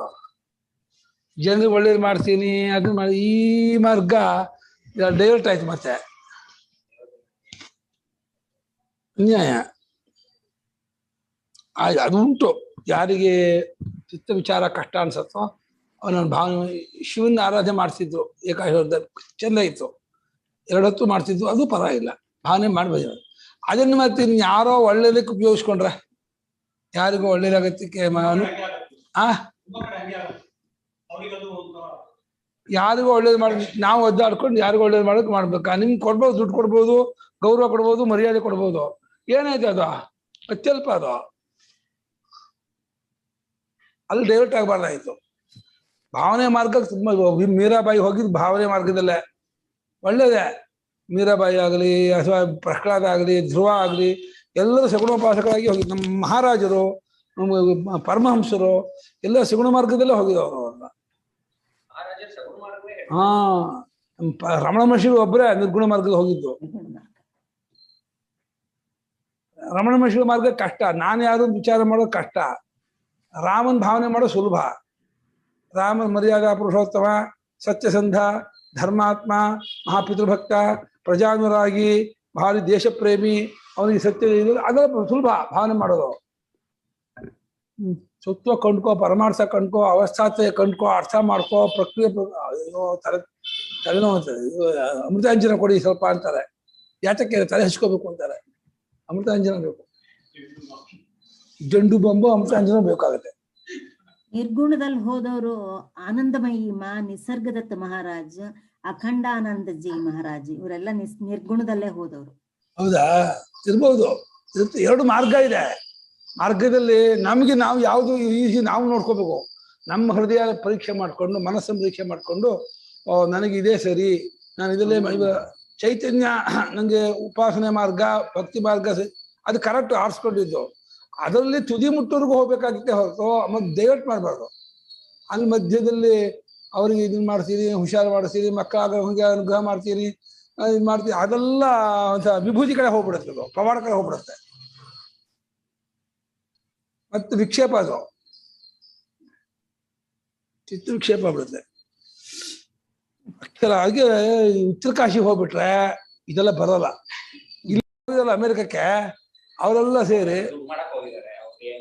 ಏನು ಹುಳ್ಸೋಗೋ ದುಡ್ಡಾಗಿದೆ, ಇನ್ನೆಂತ ದುಡ್ಡು ಮಾಡ್ತಾರೆ. ಅಲ್ಲ, ದೇವಸ್ಥಾನ ಮಾಡ್ತಿದ್ದಾರೆ. ಹಾ, ಅದೇ ರೀತಿ ಒಂದು ದೇವಸ್ಥಾನದ ಹಿಂದ್ಗಡೆಯಲ್ಲಿ ಒಂದು 8-10 ರೂಮ್ ಕೆಳಗೆ ಮೇಲೆ ಮಾಡ್ಬಿಟ್ಟು ಅವ್ರಿಗೆ ಊಟದ್ದು ಇರೋದು, ಸಾಧ್ಯವಾಗಲು ಇರಿಪಾಯ್ತು ಅಲ್ವಾ? ಅದಿನ್ನೂ ಮೆರಗು ಬರುತ್ತೆ ದೇವಸ್ಥಾನ. ಇರಬಹುದು ಗುರುಗಳೇ, ಚೆನ್ನಾಗಿ ಮಾಡಿದ್ದಾರೆ. ಅಮೆರಿಕಾಲು ಇಂಡಿಯನ್ಸ್ ತುಂಬಾ ಅಮೆರಿಕ ಬಿಟ್ಕೊಡೋರು ಏನಿಲ್ಲ ಅಮೆರಿಕಾ ಜೊತೆ, ಆದ್ರೆ ಚೆನ್ನಾಗಿದೆ ಅಲ್ಲಿ, ತುಂಬಾನೇ ಇದೆ ಅಲ್ಲಿ. ಅಮೆರಿಕ ಭಾರಿ ಅಭಿಮಾನ, ತುಂಬಾ ಬಿಡಲ್ಲ. ಏನು ಇಲ್ಲ, ಇದೆ ಇದೆ ಇದೆ.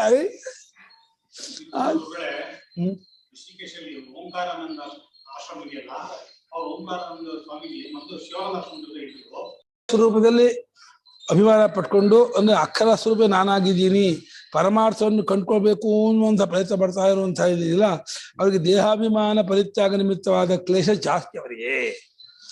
ಅವ್ಯಕ್ತ ಆಸಕ್ತ ಚೇತಸ ಅವ್ಯಕ್ತೇ ಆಸಕ್ತಂ ಚೇತಃ ಯೇಷಾಂತೆ ಅವ್ಯಕ್ತ ಆಸಕ್ತ ಚೇತಸಃ. ಅವ್ಯಕ್ತಾಸಕ್ತ ಚೇತಸಾಂ ಅವ್ಯಕ್ತೇ ಆಸಕ್ತಂ ಚೇತಃ ಯೇಷಾಂತೆ ಅವ್ಯಕ್ತಾಸಕ್ತ ಚೇತಸಃ. ಅವ್ಯಕ್ತಾಸಕ್ತ ಚೇತಸ್ಕರು ಅಂದ್ರೆ ಅವ್ಯಕ್ತವಾದ ಅಂದ್ರೆ ಇಂದ್ರಿಯ ಗೋಚರವಲ್ಲದೆ ಇರುವ ಪರಮಾರ್ಥ ತತ್ವದಲ್ಲಿ ಆಸಕ್ತವಾದ ಅಂದ್ರೆ ಅಂಟುಕೊಂಡ ಮನಸ್ಸು ಯಾರಿಗೋ ಅವರು ಅವ್ಯಕ್ತಾಸಕ್ತ ಚೇತಸ್ಕರು. ಪರಮಾರ್ಥತ್ವನ್ನೇ ಸರ್ವದಾ ಚಿಂತೆ ಮಾಡ್ತಾ ಇರೋದು. ಜ್ಞಾನಿಗಳೆಲ್ಲ ಇವರು ಜ್ಞಾನಿಗಳಾಗ್ಬಿಟ್ಟಿದ್ರೆ ಅಲ್ಲಿ ಯುಕ್ತಾಯುಕ್ತ ಪ್ರಶ್ನೆ ಬರಲ್ಲ. ಸಾಧಕರು ಇವರು. ಇದು ಧ್ಯಾನಯೋಗಿ, ವಿವಿಧಿಶಾ ಸನ್ಯಾಸಿ. ವಿವಿಧಿಶಾ ಸನ್ಯಾಸಿ ಇವರು. ತೇಷಾಂ ಅವ್ಯಕ್ತಾಸಕ್ತ ಚೇತಸಾಂ, ಅವರಿಗೆ ಅವ್ಯಕ್ತದಲ್ಲಿ ಆಸಕ್ತವಾದ ಮನಸ್ಕರಾದವರಿಗೆ ಅವ್ಯಕ್ತ ಹಿ ಯಸ್ಮಾದ್ ಯಾ ಗತಿ ಅಕ್ಷರಾತ್ಮಿಕ ದುಃಖಂ ಸಾ ದೇಹವದ್ಭಿಃ ದೇಹ ಅಭಿಮಾನವದ್ಭಿಃ ಅವಾಪ್ಯತೆ. ಅವ್ಯಕ್ತಾ ಹಿ ಯಸ್ಮಾತ್ ಯಾ ಗತಿಃ ಅಕ್ಷರಾತ್ಮಿಕ ದುಃಖಂ ಸಾ ದೇಹವದ್ಭಿಃ ದೇಹಾಭಿಮಾನವದ್ಭಿಃ ಅವಾಪ್ಯತೆ. ಅವ್ಯಕ್ತವಾದ ಯಾವ ಗತಿ ಉಂಟೋ, ಅಕ್ಷರ ಸ್ವರೂಪವಾದ ಪರಮಾರ್ಥ ಚಿಂತನೆ ಮಾಡುವ ಒಂದು ಮಾರ್ಗ, ಅದು ದೇಹವುಳ್ಳವರಿಗೆ, ದೇಹಾಭಿಮಾನವುಳ್ಳವರಿಗೆ ಬಹಳ ಕಷ್ಟದಿಂದ ಪಡೆಯಲ್ಪಡುತ್ತದೆ. ಇವರಿಗೆ ಇನ್ನೊಂದು ವಿವಿಧ ಸನ್ಯಾಸಿಗಳಿಗೆ ಇನ್ನು ಕೆಲವು ನಿಯಮ ಅವರೇ ಹಾಕೊಂಡ್ಬಿಟ್ಟಿರ್ತಾರೆ. ಒಂದೇ ಹೊತ್ತು ತಿಂತೀನಿ, ಗ್ರಾಮದಲ್ಲಿ ಇರೋದಿಲ್ಲ, ಯಾವ ಬಟ್ಟೆ ಗಿಟ್ಟೆ ಬಗ್ಗೆ ಒಂದು ಕೊಬ್ಬರಿ ಬಿಟ್ಟು, ಅದು ತುಂಬ ಕ್ಲೇಶ ದೇಹಕ್ಕೆ. ಈ ವಿಶ್ವೋಪವಾಸಕರಿಗೆ ಗೃಹಸ್ಥರಾಗಿಯೂ ಮನೇಲೇ ಇದ್ದು ಮಾಡ್ಬೋದು. ಅವರು ಯದ್ಯಪಿ ಆಸಕ್ತಿ ಬಿಟ್ಟಿರ್ತಾರೆ, ಅಂಟ್ಕೊಂಡಿರೋಲ್ಲ, ಸರ್ವದಾ ಮಾಡ್ತಿರ್ತಾರೆ, ಕರ್ಮವನ್ನು ಬಿಟ್ಟಿರ್ತಾರೆ. ಆದರೆ ಇವರಿಗೆ ತಮ್ಮ ದೇಹ ಯೋಗಕ್ಷೇಮದ ಕಡೆ ಗಮನ ಬೇಕಿಲ್ಲ. ಇವರು ಯೋಗಕ್ಷೇಮವನ್ನು ಪರಮಾತ್ಮ ಇವರಿಗೆ ಒಂದು ಹೇಗೆ ನಡೆಯುತ್ತೆ. ಇವರಿಗೆ ಯೋಗಕ್ಷೇಮವನ್ನು ಪರಮಾತ್ಮ ಹೊತ್ಕೋತಾನೆ ಅಂದ್ರು ಇವರು ಭಿಕ್ಷೆಗೆ ಹೋಗ್ಬೇಕು. ಇವರು ಭಿಕ್ಷೆಗೆ ಹೋಗೋ ಪ್ರೇರಣೆ ಕೊಡೋನು ಅವನೇ. ಅದೇ ಪರಮಾತ್ಮ ಯೋಗಕ್ಷೇಮ ನೋಡ್ಕೊಳ್ಳೋದು ಅಂದ್ರೆ ನೀವು ಕೂಜಾಗಿ ತಂದು ಕೊಡ್ಬೇಕು ಅಂದ್ರೆ ಆಗಲ್ಲ. ಒಬ್ಬ ಭಗವದ್ಭಕ್ತ ಅಂದ್ಕೊಂಡ್ಬಿಟ್ಟು ಒಂದು ಊರಲ್ಲಿ ಇದ್ದಿದ್ದೆ. ಅವನು ಭಾರಿ ಮಳೆ ಬಂದು ಫ್ಲಡ್ ಬಂದ್ಬಿಡ್ತು, ಎಲ್ಲ ಊರಿನೆಲ್ಲ ಖಾಲಿ ಮಾಡಿದಂತೆ. ಅವನು ನಾನು ಪರಮಾತ್ಮ ಬಂದು ಕರ್ಕೊಂಡು ಹೋದ್ರೆ ನಾನು ಹೋಗ್ತೀನಿ, ಹೋಗಲ್ಲ, ಇಲ್ಲೇ ಕೂತ್ಕೊಂಡು ನಿಲ್ತೀನಿ ಅಂತೆ. ಎಲ್ಲ ಕೂಗ್ತೀವಿ, ಬಾ ಬಾ ಬಾ, ಹಠ ಮಾಡಬೇಡ, ಬಂದ್ಬಿಡು, ಹೆಚ್ಚಾಗ್ತಾ ಇದೆ ಅಂತ. ಇಲ್ಲ ಬರೋಲ್ಲ ಪರಮಾತ್ಮ ಕರ್ಕೊಂಡು ಹೋಗು. ನಾವೆಲ್ಲ ಪರಮಾತ್ಮನೇ ನಮ್ಗೆ ಹೇಳ್ತಾ ಇರೋದು ಬಾಬಾ ಅಂತ ಹೇಳೋಕ್ಕೆ ಆಗಿಲ್ಲ. ಇಲ್ಲ ಅವನೇ ಬಂದು ಹಿಡ್ಕೋಬೇಕು ಅಂತಂದ. ಇನ್ನೊಂದು ಸ್ವಲ್ಪ ಆದ್ಮೇಲೆ ಜಾಸ್ತಿ ಆಯ್ತು, ಚೇಲ್ ಹೋದ, ಅವನು ಮುಳುಗೋದ, ಸತ್ತೋದ. ಇದು ಹುಚ್ಚು. ಇದು ಪರಮಾತ್ಮ ಬಂದು ಕೈ ಹಿಡ್ಕೊಂಡ್ಬಂದು ಕರ್ಕೊಂಡು ಹೋಗಿ ಜಾಗ ಬಿಡಲ್ಲ. ಎಲ್ಲರೂ ಪರಮಾತ್ಮರೇ. ಯಾರು ನಮಗೆ ಇದನ್ನು ಉಪದೇಶ ಹೇಳ್ತಾ ಮಾಡ್ತಾರೋ ಬಾಪ ಹೋಗಪ್ಪ ಅಂದ್ರೆ ಪರಮಾತ್ಮನೇ ಅವ್ರನ್ನ ಹೇಳ್ತಾ ಇದ್ದ ಅನ್ಕೊಂಡು ಎದ್ದು ಹೋಗ್ಬೇಕೇ ಹೊರತು ಅವನೇ ಬಂದು ಕೃಷ್ಣನೇ ಬಂದ್ಬಿಟ್ಟು ಕೈ ಹಿಡ್ಕೊಂಡು ಕರ್ಕೊಂಡೋಗಿ ನಮ್ಗೆ ಕೂಡಿ ಊಟಿಸ್ಬೇಕು ಅಂತಂದ್ರೆ ಹುಚ್ಚ ಅಂತಾರೆ. ಅವನಿಗೆ ಮೇಲೆ ಕೆಲಸ ಇಲ್ಲ, ಅವನಿಗೆ ಅವ್ನು ಊಟಿಸಕ್ಕೆ.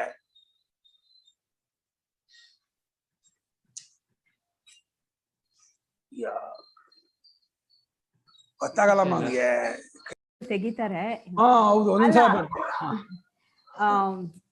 ಹಂಗಂದ್ರೆ ಈಗ ಒಂದೊಂದ್ಸತಿ ಅಷ್ಟೂ ನಂಬಿಕೆ ಇಟ್ಕೊಂಡ್ರೆ ಹೆಂಗ್ ದೇವ್ರೆ ಬರ್ತಾರೆ ಹೆಲ್ಪ್ ಮಾಡ್ತಾರೆ ಅಂತ ಅನ್ಕೋತೀವಿ ಒಂದೊಂದ್ಸತಿ.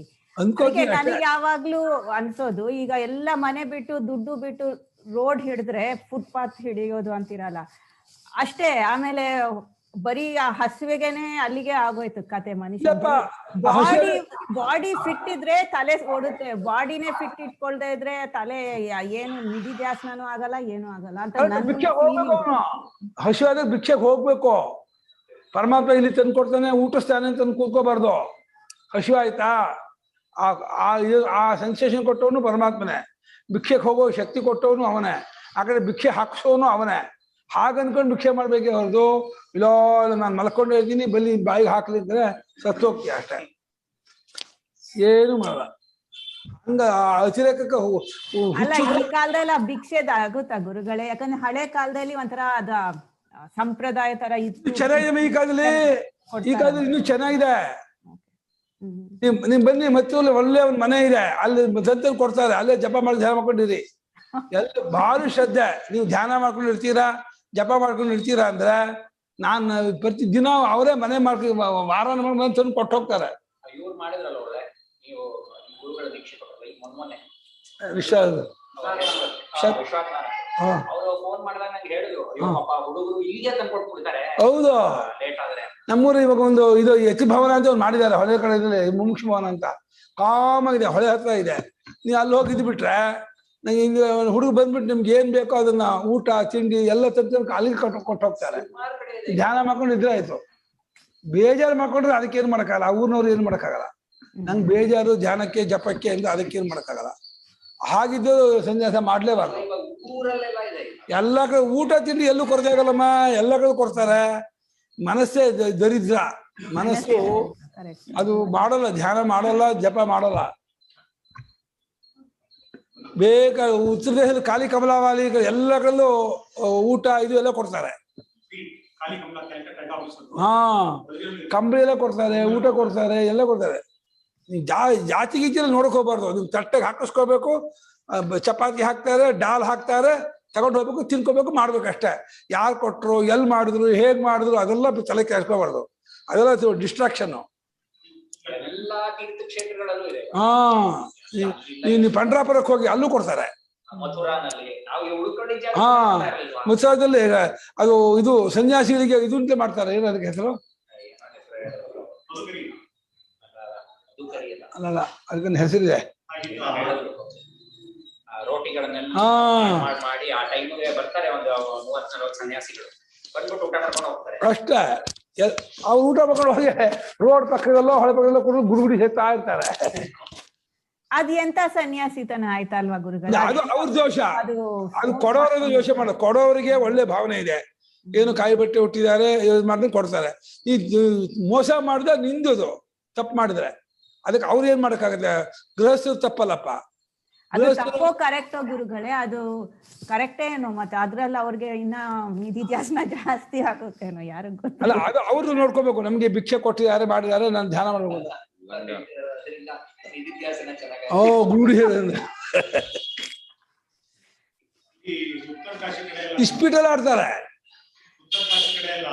ಚಳಿಗಾಲ ಈ ತರ ಎಲ್ಲ ಬಂದ್ಬಿಟ್ರೆ ಟಾಟಾ ಶ್ರೀಮಂತರೆಲ್ಲ ಕಟ್ಕಟ್ಲೆ ಬ್ಲಾಂಕೆಟ್ ತಂದ್ಬಿಟ್ಟು ನಿಲ್ಸ್ಬಿಟ್ಟು ಎಲ್ಲ ಫ್ರೀ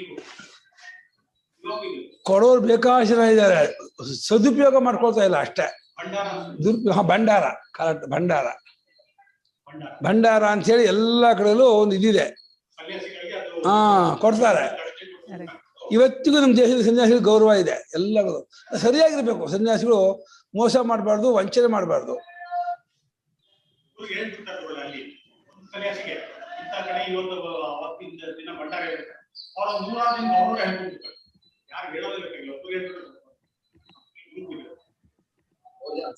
ಹಾ, 10 ಗಂಟೆ ಅಂದ್ರೆ 10 ಗಂಟೆಗೆ ಒಂದು 10 ನಿಮಿಷ ಬರ್ತಾ ಕೂಡ ಎಲ್ಲಿಂದ ಗೊತ್ತಿಲ್ಲ. ಆದ್ಮೇಲೆ ಒಂದು 10 ನಿಮಿಷ ಮಾಯ ಆಗ್ಬಿಡ್ತಾರೆ. ಯಾರು ಇನ್ನು ಕಡೆ ಹೋಗ್ತಾರೆ. ಆಮೇಲೆ ಡಬ್ಬಿಲಿ ಇಟ್ಕೊಂಡಿರ್ತಾರೆ, ಸಂಜೆಗೆ ತಿಂತಾರೆ, ಆಮೇಲೆ ಡಬ್ಬಿಗೂ ಹಾಕಿಸ್ಕೊಳ್ತಾರೆ. ಹಾ, ಮತ್ತೆ ಸಂಜೆಗೆಲ್ಲ ತಿಂತಾರೆ, ಅಲ್ಲೆಲ್ಲ ಮಲ್ಕೊಳ್ತಾರೆ, ಏನೋ ಮಾಡ್ತಾರೆ. ಹಾ, ಊಟ ತಿಂಡಿ ಕೊರತೆ ಇಲ್ಲ ಇವತ್ತು. ಅನುಷ್ಠಾನ ಮಾಡೋರಿಲ್ಲ ಅಷ್ಟೇ. ಅತಃ ಕ್ಲೇಶ ಅಧಿಕತರ. ಆದ್ರಿಂದ ಅಕ್ಷರೋಪಾಸಕರಿಗೆ ಕ್ಲೇಶ ಜಾಸ್ತಿ, ಕಷ್ಟ ಜಾಸ್ತಿ. ಅಕ್ಷರೋಪಾಸಕಾನಾಂ ಯದ್ವರ್ತನಂ ತದ್ ಉಪರಿಷ್ಟಾದ್ ವಕ್ಷ್ಯಾಮಃ. ಯದ್ವರ್ತನಂ ತದ್ ಉಪರಿಷ್ಟಾದ್ ವಕ್ಷ್ಯಾಮಃ. ಅಕ್ಷರೋಪಾಸಕರ ನಡವಳಿಕೆ ಇದೆಯಲ್ಲ, ಅದನ್ನ ಮುಂದೆ ದ್ವೇಷ್ಟ ಸರ್ವಭೂತ ಅಲ್ಲಿಂದ ಹೇಳ್ತೀವಿ 13ನೇ ಶ್ಲೋಕದಿಂದ. ಈಗ ಮತ್ತೆ ಈ ವಿಶ್ವೋಪಾಸಕರ ವಿಚಾರವನ್ನೇ ಮುಂದುವರಿಸ್ತೀವಿ ಅಂತ ಇದ್ದಾರೆ. ಏತು ವಿಶ್ವೋಪಾಸಕ ಅಂತ ಯಾರು ವಿಶ್ವೋಪಾಸಕರಾಗಿರ್ತಾರೋ, ಏತು ಸರ್ವಾಣಿ ಕರ್ಮಾಣಿ ಮಯಿ ಸನ್ಯಸ್ಯ ಮತ್ಪರಾಃ. ಏತು ಸರ್ವಾಣಿ ಕರ್ಮಾಣಿ ಮಯಿ ಸನ್ಯಸ್ಯ ಮತ್ಪರಾಃ. ಅನನ್ಯೇನೈವ ಯೋಗೇನ ಮಾಂ ಧ್ಯಾಯಂತ ಉಪಾಸತೆ. ನೋಡಿ, ಸನ್ಯಸ್ಯ ಕರ್ಮಾಂಗ ಇದೆ. ಮಾಂ ಧ್ಯಾಯಂತ ಉಪಾಸತೆ. ಇವರು ಸನ್ಯಾಸಿಗಳೇ, ಉಪಾಸಕರು. ಈಶ್ವರಿಗೆ ಸಮರ್ಪಿಸಿ ಮಾಡೋ ಕರ್ಮವನ್ನು ಈಶ್ವರಿಗಾಗಿ ಮಾಡುವುದೇ ಗಮನ.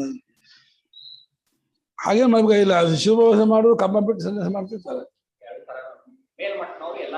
ಹಾ, ಅಷ್ಟೇ. ಯೇಷಾಮಹಂ ಸಮುದ್ಧರ್ತ ಮೃತ್ಯು ಸಂಸಾರ ಸಾಗರ. ಮೃತ್ಯು ಸಂಸಾರ ಸಾಗರ. ಭವಾಮಿ ನ ಚಿರಾತ್ ಪಾರ್ಥ ಮಯ್ಯಾವೇಶಿತ ಚೇತಸಾ. ಭವಾಮಿ ನ ಚಿರಾತ್ ಪಾರ್ಥ ಮಯ್ಯಾವೇಶಿತ ಚೇತಸಾ. ಏತು ಸರ್ವಾಣಿ ಕರ್ಮಾಣಿ ಮಯಿ ಸನ್ಯಸ್ಯ ಮತ್ಪರಾಃ. ಅನನ್ಯೇನೈವ ಯೋಗೇನ ಮಾಂ ಧ್ಯಾಯಂತ ಉಪಾಸತೆ. ತೇಷಾಮಹಂ ಸಮುದ್ಧರ್ತ ಮೃತ್ಯು ಸಂಸಾರ ಸಾಗರಾತ್. ಭವಾಮಿ ನ ಚಿರಾತ್ ಪಾರ್ಥ ಮಯ್ಯಾವೇಶಿತ ಚೇತಸಾ. ಯೇ ತು ಸರ್ವಾಣಿ ಕರ್ಮಾಣಿ ಮಯಿ ಸನ್ಯಸ್ಯ ಮತ್ಪರಾಃ. ಅನನ್ಯೇನ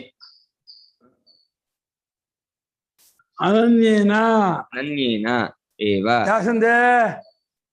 ವೃದ್ಧಿ ಯೋಗೇನ ಮಾಂ ಧ್ಯಾಯन्तಃ ಉಪಾಸತೆ ತೇಷಾಂ ಅಹಂ ಸಮುದ್ಧರ್ತಾಃ ಅಯ್ಯೋ ತಾಹ ವಿಸರ್ಗ ಕೊಡ್ತಾನೆ ಸಮುದ್ಧರ್ತ ಮೃತ್ಯು ಸಂಸಾರ ಸಾಗರಾತ್ ಭವಾಮಿ ನ ಚಿರಾತ್ ಪಾರ್ಥ ಮಯ್ಯಾವೇಶಿತ ಚೇತಸಾಂ. ಮೈ ಆವೇಶಿತ ಮಯ್ಯಾವೇಶಿತ ಯಾವ ಸಂಧೆ? ಚೇತಸಾಂ ಅನ್ಸಂಧಿ ಇಲ್ಲ ಒಂದಕ್ಕೆ.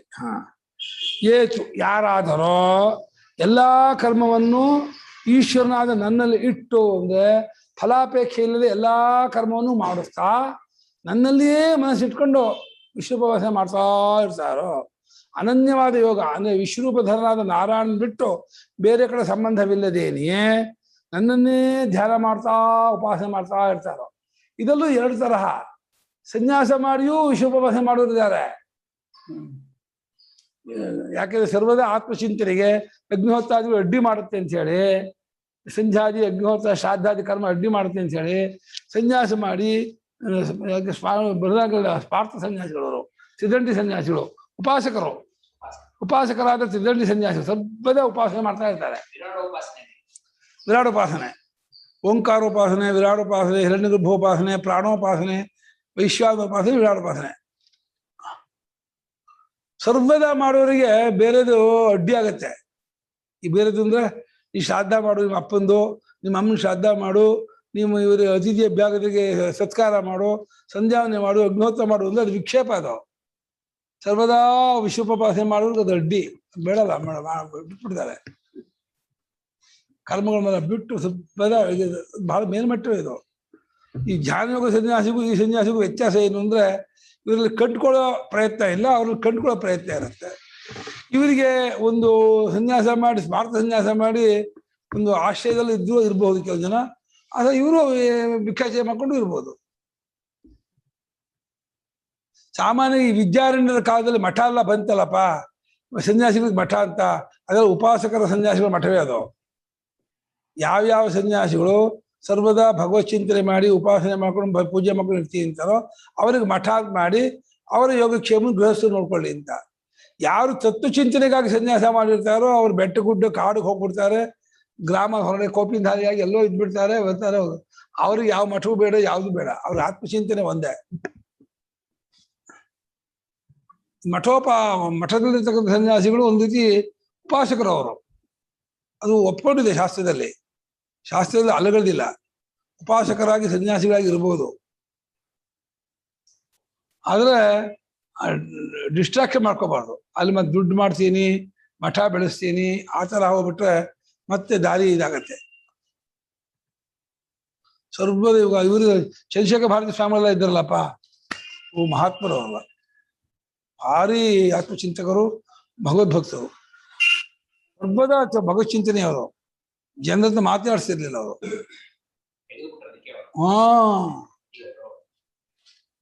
ಇದೇ ಇರ್ತಾರೆ ಮಹಾತ್ಮರು, ಮಠಾಧೀಶರಲ್ಲಿ ಮಹಾತ್ಮರು ಇಲ್ಲ ಅನ್ನೋಕ್ಕಾಗಲ್ಲ.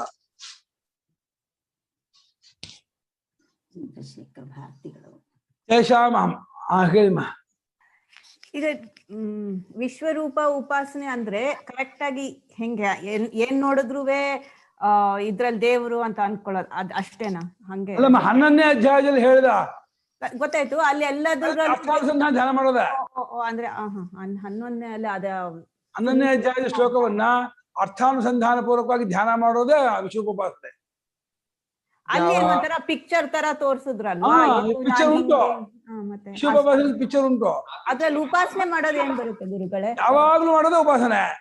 ಗೊತ್ತಾಯ್ತು ಅಲ್ಲ, ಅದನ್ನ ಅಲ್ಲ ಪೂಜೆ ಮಾಡೋದು ಅದಕ್ಕೆ ಆ ಪಿಕ್ಚರ್ಲೆ ಪ್ರೇಮ ಇಟ್ಕೊಂಡು ನಿರಂತರ ಪಿಕ್ಚರ್ನೇ ಭಾವನೆ ಮಾಡ್ತಾ ಇರೋದು. ಪೂಜೆ ಅಲ್ಲ ಇದು, ಮನಸ್ಸಲ್ಲಿ ಮಾಡೋದು ಇದು.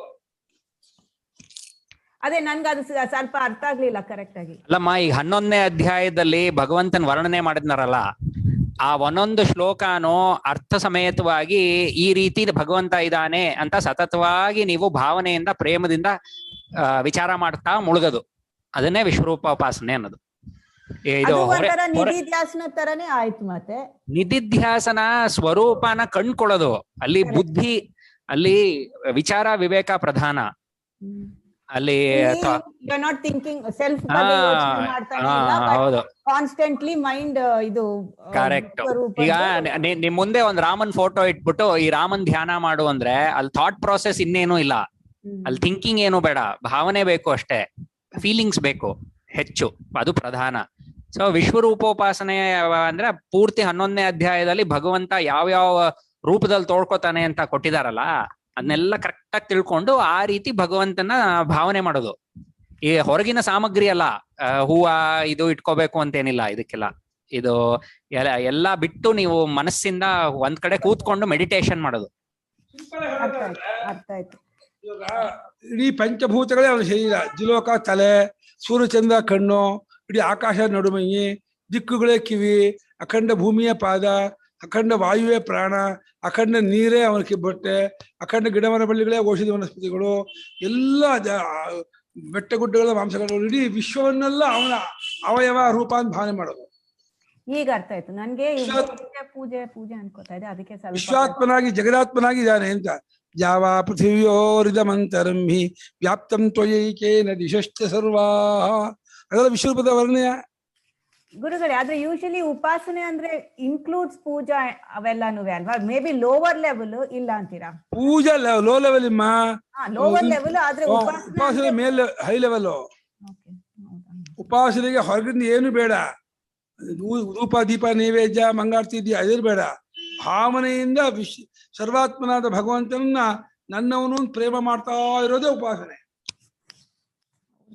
ನಾನು ಯಾವಾಗ್ಲೂ ಪೂಜೆ ಎಲ್ಲ ಇನ್ಕ್ಲೂಡೆಡ್ ಇನ್ ಉಪಾಸನೆ ಅನ್ಕೊಂಡೆ. ಅದು ಮಾಡಬಹುದು, ಮಾಡಬಾರ್ದು ನಿಷೇಧ ಅಲ್ಲ, ಅದು ಗೌಣ. ಉಪಾಸನೆಗೆ ಭಾವನೆಯೇ ಮುಖ್ಯ.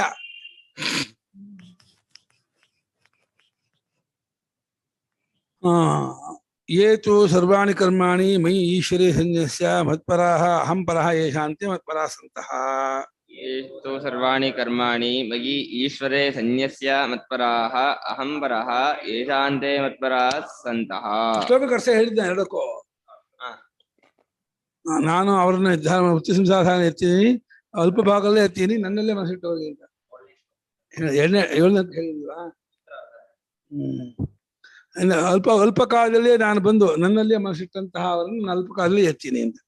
ಯಾರು ಎಲ್ಲಾ ಕರ್ಮಗಳನ್ನು ಈಶ್ವರನಾದ ನನ್ನಲ್ಲಿ ಇಟ್ಟು ನನಗೆ ಒಪ್ಪಿಸಿ ಮಾಡುವ ಕರ್ಮಗಳನ್ನೆಲ್ಲ ಮಾಡುವ ಪರಮೇಶ್ವರನ್ ಒಪ್ಪಿಸ್ಕೊಂಡು ಸರ್ವದಾ ಮತ್ಪರಾಸಂತ ಪರಮಾತ್ಮನೇ ಸರ್ವಸ್ವ ಅಂದ್ಕೊಂಡು ಆ ವಿಶ್ವರೂಪ ನಾರಾಯಣನೇ ಚಿಂತಿಸ್ತಾ ಇರ್ತಾರ.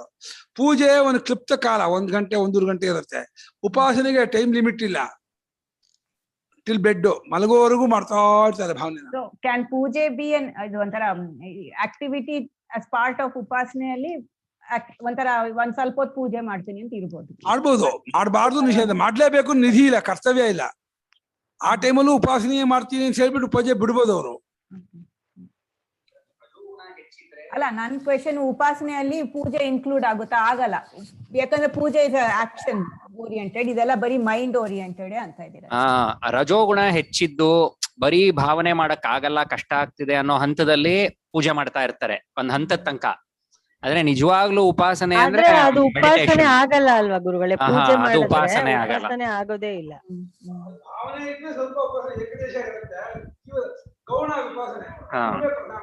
ಕರ್ಮಾಣಿ ಮೈ ಸನ್ಯಾಸಿಯಾಗಿ ಹೇಳ್ಬೋದು ಬೇಕಾರೆ ಅದನ್ನ.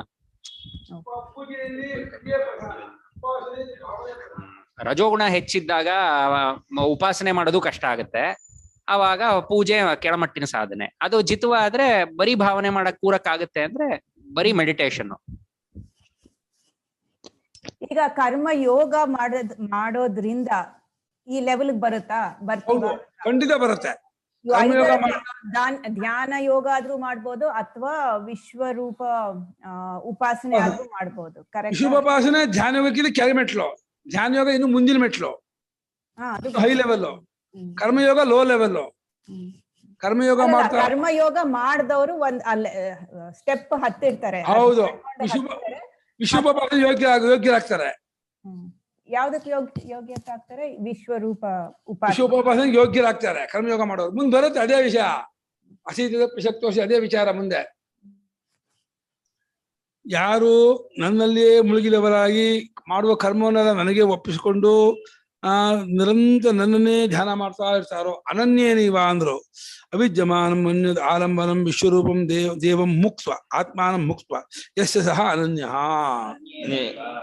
ವಿದ್ಯಮಾನಂ ಅನ್ಯತ್ ಅಲ್ಪಂ ರೂಪಂ ದೇವಂ ಆತ್ಮಾನಂ ಮುಕ್ತ ಯಸ್ಯ ಸಹ ಅನನ್ಯಃ. ಅನನ್ಯನ ಅರ್ಥ ಮಾಡ್ತಾರೆ. ಮತ್ತೊಂದು ಆಲಂಬನೆ ಯಾರಿಗಿಲ್ಲವೋ ವಿಶ್ವರೂಪನಾದ ದೇವನಾದ ಆತ್ಮ ಅಂತ ಹೇಳಿ ಅಹಂಗ್ರಹೋಪಾಸನೆ. ಆ ವಿಶ್ವರೂಪನಾದ ಪರಮಾತ್ಮನ ನಾನಾಗಿದ್ದೀನಿ, ನನ್ನ ಸ್ವರೂಪವಾಗಿದ್ದಾನೆ ಅಂತ ಹೇಳಿ ಆ ರೀತಿ ತಾನಾಗಿ ತೆಗೆದುಕೊಂಡು ಉಪಾಸನೆ ಮಾಡೋದು ಅನ್ನೋದನ್ನು ಬಿಟ್ಟು ಬೇರೆ ಇನ್ನೊಂದನ್ನು ಯಾರು ಅವಲಂಬಿಸ್ಕೊಳ್ಳೋದು ಅವರು ಅನನ್ಯ ಯೋಗ. ಅದನ್ನ ಬಿಟ್ಟು ಇನ್ನೊಂದನ್ನು ಮಾಡಲ್ಲ. ವಿಶ್ವರೂಪಧರನಾದ ನಾರಾಯಣನೇ ನನ್ನ ಆತ್ಮನಾಗಿದ್ದಾನೆ. ಸರ್ವದ ನಿರಂತರ ವಿಶ್ವರೂಪನಾದ ನಾನು ಜಗದಾತ್ಮನಾಗಿದ್ದು ಇಡೀ ಜಗತ್ತಿನ ಎಲ್ಲಾ ರೂಪವೂ ನನ್ನ ರೂಪವೇ. ಎಲ್ಲವೂ ನನ್ನ ರೂಪ ಅಂದ್ರೆ ದೇಹ ರೂಪ ಅಲ್ಲ, ವಿಶ್ವಾತ್ಮನಾದ ನನ್ನ ರೂಪ. ಅವನೇ ವಿಶ್ವರೂಪ, ಅವನೇ ವೈಶ್ವಾನರ. ತನ್ನನ್ನು ವೈಶ್ವಾನರನ್ನು ಒಂದು ಮಾಡಿಕೊಂಡು ವೈಶ್ವಾನರನಾದ ತಾನೇ ಜಗದಾತ್ಮ ರೂಪದಿಂದ ಇದ್ದೀನಿ, ಎಚ್ಚರವಲ್ಲ ನಾನೇ ಆಗಿದ್ದೀನಿ ಅನ್ಕೊಳ್ಳೋದೇ ವಿಶ್ವರೂಪೋಪಾಸನೆ. ಇಡೀ ಸ್ವಪ್ನ ಪ್ರಪಂಚವನ್ನು ನಾನೇ ಅನ್ಕೊಳ್ಳೋದೇ ತೇಜಸ್ಸೋಪಾಸನೆ. ಸುಷುಪ್ತಾತ್ಮ ರೂಪನಾದ ಪ್ರಾಜ್ಞೋಪಾಸನೆ.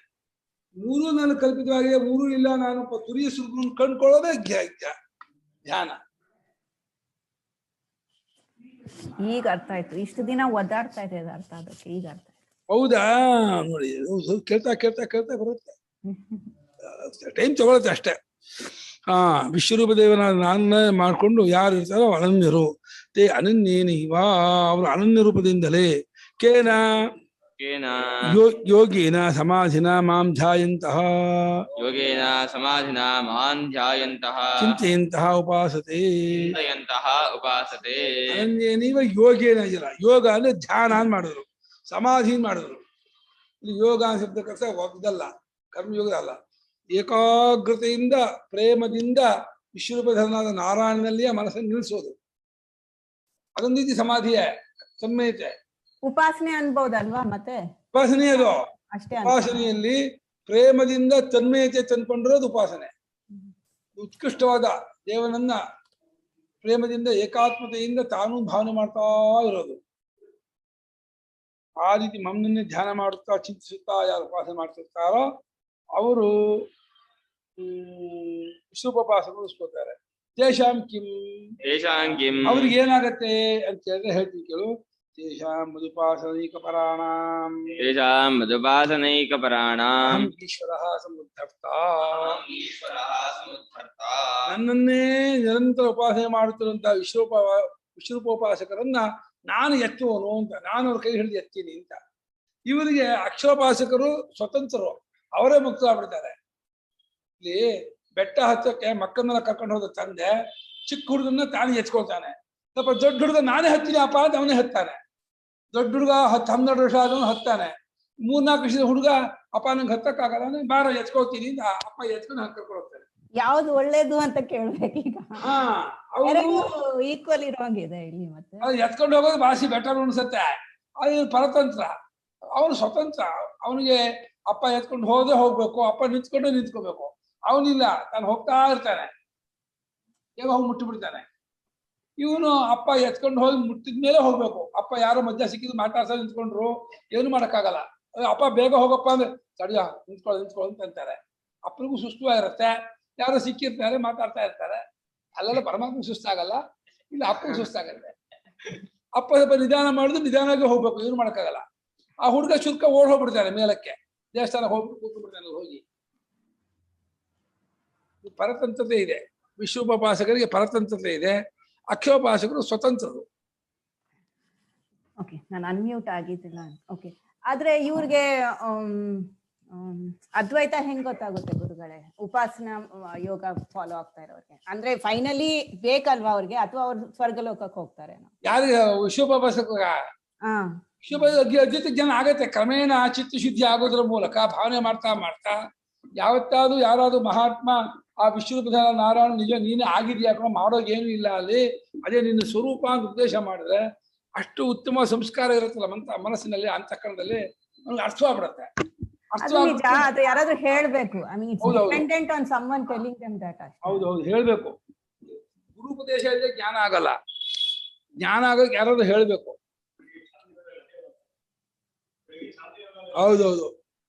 ಆಚಾರ್ಯವಾನ್ ಪುರುಷೋ ವೇದ ಪಂಡಿತೋ ಮೇಧಾವಿ ಗಂಧಾರಾನೇವೋಪಸಂಪದ್ಯೇತ ಅಂತಲ್ಲ. ಬೆಳಗ್ಗೆ ಆಚಾರ್ಯವಂತನು ಅನುಭವಿಯಾದ ಗುರು ತಿಳಿಸ್ಕೊಟ್ಟು ಕೂಡ್ಲೇನೆ ಗೊತ್ತಾಗ್ಬಿಡ್ತು. ಪರಮಹಂಸರಿಗೆ ತೋತಾಪುರಿಗೆ ಹೇಳ್ಕೊಳ್ಳೇ ಗೊತ್ತಾಗ್ಬಿಡ್ತು. ಯಾಕಂದ್ರೆ ಅಷ್ಟು ಸಂಸ್ಕಾರ ಇತ್ತು ಅಂತಃಕರಣದಲ್ಲಿ, ಮನಸ್ಸಿನಲ್ಲಿ ಶುದ್ಧಿ ಇತ್ತು. ಇವರು ತುಕಾಮಾಯಿಗಳು ಹೇಳ್ಕೊಳ್ಳೇ ಗೊತ್ತಾಯ್ತು ಮಹಾರಾಜರಿಗೆ. ಇವ್ರಿಗೆ ರಮಣ ಮಹರ್ಷಿಗೆ ರಮಣ ಮಹರ್ಷಿಗೆ ಅವರೇ ಒಂಥರ ನಾನ್ ಅಲ್ಲ, ಅವ್ರಿಗೆ ಅವನೇ ಅಂತಾನೆ. ಯಾರು ಅವನು ರಮಣ ಮಹರ್ಷಿ? ಯಾರು? ಅರುಣಾಚಲನೇ ಉಪದೇಶ ಮಾಡ್ದ ಅಂತ ಅವರೇ ಹೇಳ್ಕೊಂಡಿದ್ದಾರೆ. ನನ್ನ ಹೃದಯದಲ್ಲಿ ಅವನೇ ನಿಂಗೆ ದೇವರು ಡೈರೆಕ್ಟ್ ಆಗಿ. ಅರುಣಾಚಲನೇ ಅಷ್ಟು ಭಕ್ತಿ ಇತ್ತು. ಅರುಣಾಚಲನೇ ಶಿವನೇ ಅರುಣಾಚಲ ಅಂತ ಅಂತಾರೆ. ಅಷ್ಟು ಪ್ರೇಮ ಇತ್ತು.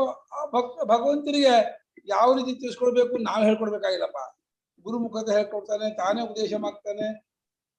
ಅನೇಕ ತರಹ ಹೇಳ್ತಾ ಇದ್ದಾರೆ. ಪಾಲ್ ಬ್ರಿಂಟನ್ಗೆ ಪರಮಾಚಾರ್ಯ ಉಪದೇಶ ಮಾಡಿದ್ರು ಇದು ಅಂತ ಅವನು ಹೇಳ್ಕೊಡ್ತಾನಂತೆ. ಪಾಲ್ ಬ್ರಿಂಟನ್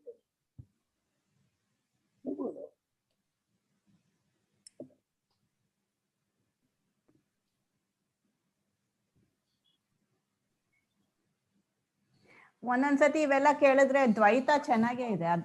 ಅದ್ವೈತ ಇಂಟ್ರೆಸ್ಟಿಂಗ್ ಆಗಿದೆ ಓದಕ್ಕೆ. ಏನು ಕನ್ಫ್ಯೂಷನ್ ಮಾಡ್ಕೊಳಲ್ಲ, ಸುಮ್ನೆ ದೇವ್ರ ಭಕ್ತಿ ಮಾಡ್ಕೊಂಡು ಕೂತಿರ್ತಾರೆ. ಎಲ್ಲೋ ಒಂದ್ ಕಡೆ ದೇವ್ರು ಎನಿವೆ ಅವ್ರ ಕೈ ಇಟ್ಕೋತಾರೆ. ದ್ವೈತಲ್ಲೇ ಇರೋದು ಚೆನ್ನಾಗಿದೆ ಅಂತ ಅನ್ಬೇಕಾಗಿಲ್ಲ. ನಾವಿರೋ ದ್ವೈತದಲ್ಲೇ, ಅದ್ವೈತಕ್ಕೆ ಹೋಗ್ಬೇಕೆ ಹೊರತು ದ್ವೈತ ಚೆನ್ನಾಗಿದೆ ಅಂತ ಇಟ್ಕೋಬೇಕಾಗಿಲ್ಲ. ಅಲ್ಲ, ಇದು ಒಂದೊಂದ್ಸತಿ ಇದೆಲ್ಲ ಓದಲ್ಲ ಅಂತ ಇಲ್ಲ, ಕೋಪ ಮಾಡ್ಕೋಬೇಡಿ ಗುರುಗಳೇ. ಆದ್ರೆ ಕನ್ಫ್ಯೂಷನ್ ಆಗುತ್ತೆ ಅಲ್ವಾ, ಒಂಥರ ಇದು ಮಾಡ್ಬೇಕಾ ಅದು ಮಾಡ್ಬೇಕಾ ಅಂತ. ಅದೆಲ್ಲ ಏನು ಇಲ್ದೆ ಬರೀ ಪೂಜೆ ಮಾಡ್ಕೊಂಡು ಉಪಾಸನೆ ಮಾಡ್ಕೊಂಡು ಎಷ್ಟದು ಸುಲಭ. ಸರ್ವದಾ ಭಜರೇ ಶ್ರೀರಾಮಂ ಮಾನಸ ಭಜರೇ ರಘುರಾಮಂ ಭಜ ರಘುರಾಮಂ ಭಜ ಕಮಂದಾರಂ ಸುಜನೋದ್ಧಾರಂ ದೈತ್ಯ ವಿದೂರಂ ಭಜರೇ ಶ್ರೀರಾಮಂ ಮಾನಸ ಭಜರೇ ರಘುರಾಮಂ ಹೇಳ್ಕೊಳ್ತಾ ಇರಿ. ಮನೆ ಉತ್ತರಕಾಶಿ ಬಂದ್ಬಿಟ್ಟು ರೂಮ್ ಕೊಡ್ತೀನಿ, ಅಲ್ಲಿ ಯಾವಾಗಲೂ ಬೆಳಗ್ಗೆ ಸಂಜೆವರೆಗೂ ಕಿಟಕಿಯಿಂದ ತಟ್ಟೆಯಲ್ಲಿ ಕೊಡ್ತೀವಿ, ಆಹಾರನ ತಿನ್ಕೊಳ್ಳಿ, ಹೊರಕ್ಕೂ ಬರಬೇಡಿ. ಕುತಃ ಇದಿ, ಎಲ್ಲಿಂದ ಎತ್ತುವನಾಗುತ್ತಾನೆ ಅಂದ್ರೆ ಮೃತ್ಯು ಸಂಸಾರ ಸಾಗರ. ಮೃತ್ಯು ಸಂಸಾರ ಸಾಗರ. ಮೃತ್ಯುಯುಕ್ತ ಸಂಸಾರ ಮೃತ್ಯು ಸಂಸಾರ. ಮೃತ್ಯುಯುಕ್ತ ಸಂಸಾರ ಮೃತ್ಯು ಸಂಸಾರ. ಮೃತ್ಯುವಿಂದ ಕೂಡಿದ, ಮೃತ್ಯುವಿನ ವಿಜಾಕಾಮ ಕರ್ಮವೇ, ಅದರಿಂದ ಕೂಡಿದ ಸಂಸಾರವೇ ಮೃತ್ಯು ಸಂಸಾರ. ಆ ಮೃತ್ಯು ಸಂಸಾರ ಸಾಗರದಿಂದ ಎತ್ತಿನಿಂದ ಸೇವ ಸಾಗರ ಇವ ಸಾಗರ. ಸೇವ ಸಾಗರ ಇವ ಸಾಗರ. ದುಸ್ತರತ್ವ. ವಿಜಾಕಾಮ ಕರ್ಮವೇ ಸಮುದ್ರ. ದಾಟಕ್ಕಾಗಲ್ಲ, ಈಜ್ಗೊಂದು ದಾಟಕ್ಕಾಗಲ್ಲ. ಯಾಕಂದ್ರೆ ದೇವಲೋಕದಲ್ಲೂ ಅದು ಇದ್ದೇ ಇದೆ ವಿದ್ಯಾಕಾಮ ಕರ್ಮ. ಜಪಾನ್ನಲ್ಲೂ ಇದೆ, ಅಮೆರಿಕಾದಲ್ಲೂ ಇದೆ, ರಷ್ಯಾದಲ್ಲೂ ಇದೆ. ಎಲ್ಲಾ ರಾಷ್ಟ್ರದಲ್ಲೂ ವಿದ್ಯಾಕಾಮ ಕರ್ಮ ತಾಂಡವಾಡ್ತಾ ಇದೆ. ಅದರದ್ದೇ ಪ್ರಪಂಚ. ಅದೇ ಇದು ಸಾಗರದಂತೆ ಸಾಗರ. ತಸ್ಮಾ ಮೃತ್ಯು ಸಂಸಾರ ಸಾಗರೋ. ತಸ್ಮಾನ್ ಮೃತ್ಯು ಸಂಸಾರ ಸಾಗರ. ಮೃತ್ಯುಯುಕ್ತವಾದ ಸಂಸಾರ ಎಂಬ ಸಾಗರದಿಂದ ನಾನು ಕೈ ಹಿಡಿದಿದ್ದೆ. ಹೊಳೆ ಬಿದ್ದಂತ ಮಗುನ ಕೈ ಹಿಡಿದು ಎತ್ತು ಹಾಗೇನಿ ಎತ್ತು ಬಿಡ್ತೀನಿ ಕೊಡೋ ನಾನೇ ಬಂದು ಅಂತಂದ. ಅದು ಬೆಟರು. ಪರಮಾತ್ಮ ಬಂದಿಗೆ ಎತ್ತಿದ್ರೆ ವಾಸಿ. ನಾವು ಏರಕ್ಕೆ ಹೋಗಿ ಜಾರು ಬಿದ್ದು ಹಲ್ಲು ಮುರ್ಕೊಂಡು ತಲೆ ಓಡ್ಕೊಂಡು ಯಾತಕ್ ಬೇಕು? ಎರಡು ಬೇಡ. ಪರಮಾತ್ಮ ಎತ್ಕೊಂಡು ಹೋಗ್ಬಿಟ್ರೆ ಬೆಟ್ಟಕ್ಕೆ ಬೇರಕ್ಕೆ ಹೋಗೋಣ. ನಾವಾಗಿ ಹತ್ತಕ್ಕೆ ಹೋಗಿ ಯಾವ್ದಕ್ಕಲ್ಲಿ ಜರ್ಕೊಂಡು ಬಂಡೆ ಮೈ ಮೇಲೆ ಬಿದ್ಕೊಂಡು ಅಯ್ಯೋ ಯಾತಕ್ ಬೇಕಪ್ಪ. ಅಹಂ ತೇಷಾಂ ಸಮುದ್ಧರ್ತ ಭವಾಮಿ ನಚಿರಾತ್ ಚಿಂತನಿ ಕ್ಷಿಪ್ರಮೇವ ಹೇ ಪಾರ್ಥ. ಅಹಂ ತೇಷಾಂ ಸಮುದ್ಧರ್ತ ಭವಾಮಿ ನಚಿರಾತ್ ಕಿಂತರ್ಹಿ ಕ್ಷಿಪ್ರಮೇವ ಹೇ ಪಾರ್ಥ. ನಾನು ಅವರನ್ನ ಎತ್ತೀನಿ ಅಂತ ಎತ್ತುವನಾಗುತ್ತೇನೆ. ಯಾವಾಗ ಅಂತ ಕೇಳಿದ್ರೆ ತುಂಬಾ ಲೇಟ್ ಮಾಡಲ್ಲ, ಬೇಗ ಬರ್ತೀನಿ ಇಂದ ನೋಡಿ. ಅದನ್ನ ಬೇರೆ ಆಶ್ವಾಸ ಕೊಡ್ತಾ ಇದ್ದಾನೆ. ಇದು 6 months ಎಡ ಬಿಡದೆ ನೀವು ಮಾಡ್ಬಿಟ್ರೆ 6 ತಿಂಗಳಿಗೆ ಬಂದ್ಬಿಟ್ಟು ಎತ್ತು ಬಿಡ್ತಾರಂತೆ. ಆ 6 ತಿಂಗಳು ಮಾಡಕ್ಕೆ ನಮಗೆ ಧೈರ್ಯ ಇಲ್ಲ.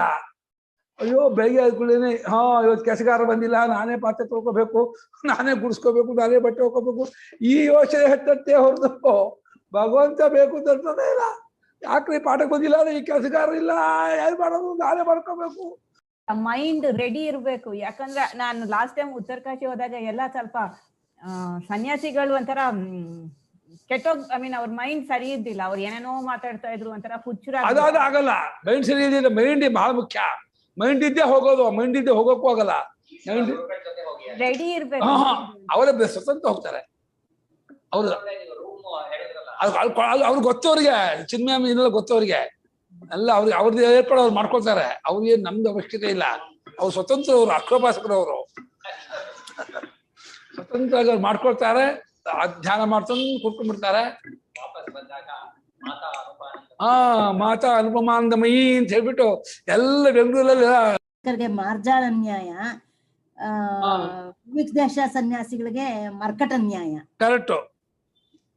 ಬೆಕ್ಕ ಎತ್ಕೊಂಡು ಹೋಗುತ್ತೆ, ಇವನಿಗೆ ಇವನೇ ಹಡ್ಕೊಂಡು ಹೋಗ್ಬೇಕು. ಬೆಕ್ಕು ಮರಿ ಎತ್ಕೊಂಡು ಹೋಗೋದು ಸುಲಭ, ಮಂಗನ್ ಕೈಲಿ ಹಿಡ್ಕೋಬೇಕು ಮರ್ಕಟ. ಮಯ್ಯಾವೇಶಿತ ಚೇತಸಾಂ ವಿಶ್ವರೂಪೇ ಆವೇಶಿತಂ ಸಮಾಹಿತಂ ಪ್ರವೇಶಿತಂ ಚೇತಃ ಯೇಷಾಂತೆ ಮಯ್ಯಾವೇಶಿತ ತೇಷಾಂ. ಮಯಿ ವಿಶ್ವರೂಪೇ ಅವೇಶಿತಂ ಸಮಾಹಿತಂ ಪ್ರವೇಶಿತಂ ಚೇತಃ ಯೇಷಾಂತೆ ಮಯ್ಯಾವೇಶಿತ ಚೇತಸಃ ತೇಷಾಂ.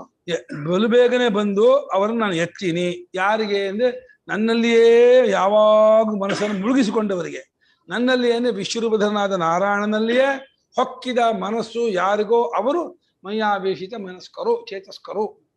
ಸರ್ವದ ಯತ್ ಪಶ್ಯತಿ ಯತ್ ಶೃಣೋತಿ ಯದ್ವದತಿ ಸರ್ವಂತದ್ ಭಗವಾನ್ ವಾಸುದೇವ ಅಂತ. ಏನ್ ನೋಡ್ತಾನೋ ಏನ್ ಕೇಳ್ತಾನೋ ಯಾರ ಕಿಚ್ಕೋತಾ ಇರ್ತಾನೆ ನಾರಾಯಣ ಭಗವಂತ ದೇವ. ಹೋಗ್ಬಿಟ್ಟು ಗಂಗಾ ತೀರದ ಕಿಚ್ಕೋತಾನೆ, ಯಾರು ಏನೋ ಅಂದ್ಕೊಳ್ಳಿ ಅಂತೇಳಿ ಕಣ್ಣು ಮುಚ್ಕೊಂಡು ಭಗವಂತ ಕಿಚ್ಕೊಳ್ತಾ ಇರ್ತಾನೆ. ಸಂಜೆವರೆಗೂ ಕಿಚ್ಕೋತಾನೆ. ನೋಡ್ತಾನೆ, 2 ದಿವಸ ನೋಡ್ತಾನೆ, 3 ದಿನ, 1 ವಾರ ನೋಡ್ತಾನೆ. ಇನ್ ಬಿಡಲ್ಲ ಅಂತ ಹೇಳ್ಬಿಟ್ಟು ಭಗವಂತ ಓಡ್ ಬರ್ತಾರೆ. ಓಡ್ ಬಂದವನೇ ಆಲಿಂಗನೆ ಮಾಡ್ಕೊಂಡ್ಬಿಡ್ತಾನೆ. ಪರಮಾತ್ಮ ಸತ್ತ ತಿಳಿಸ್ಕೊಟ್ಬಿಡ್ತಾನೆ, ಗೆದ್ಬಿಡ್ತಾನೆ, ಮುಕ್ತ ಆಗ್ಬಿಡ್ತಾನೆ. ಭಾಳ ಆಗಿದೆಯದು.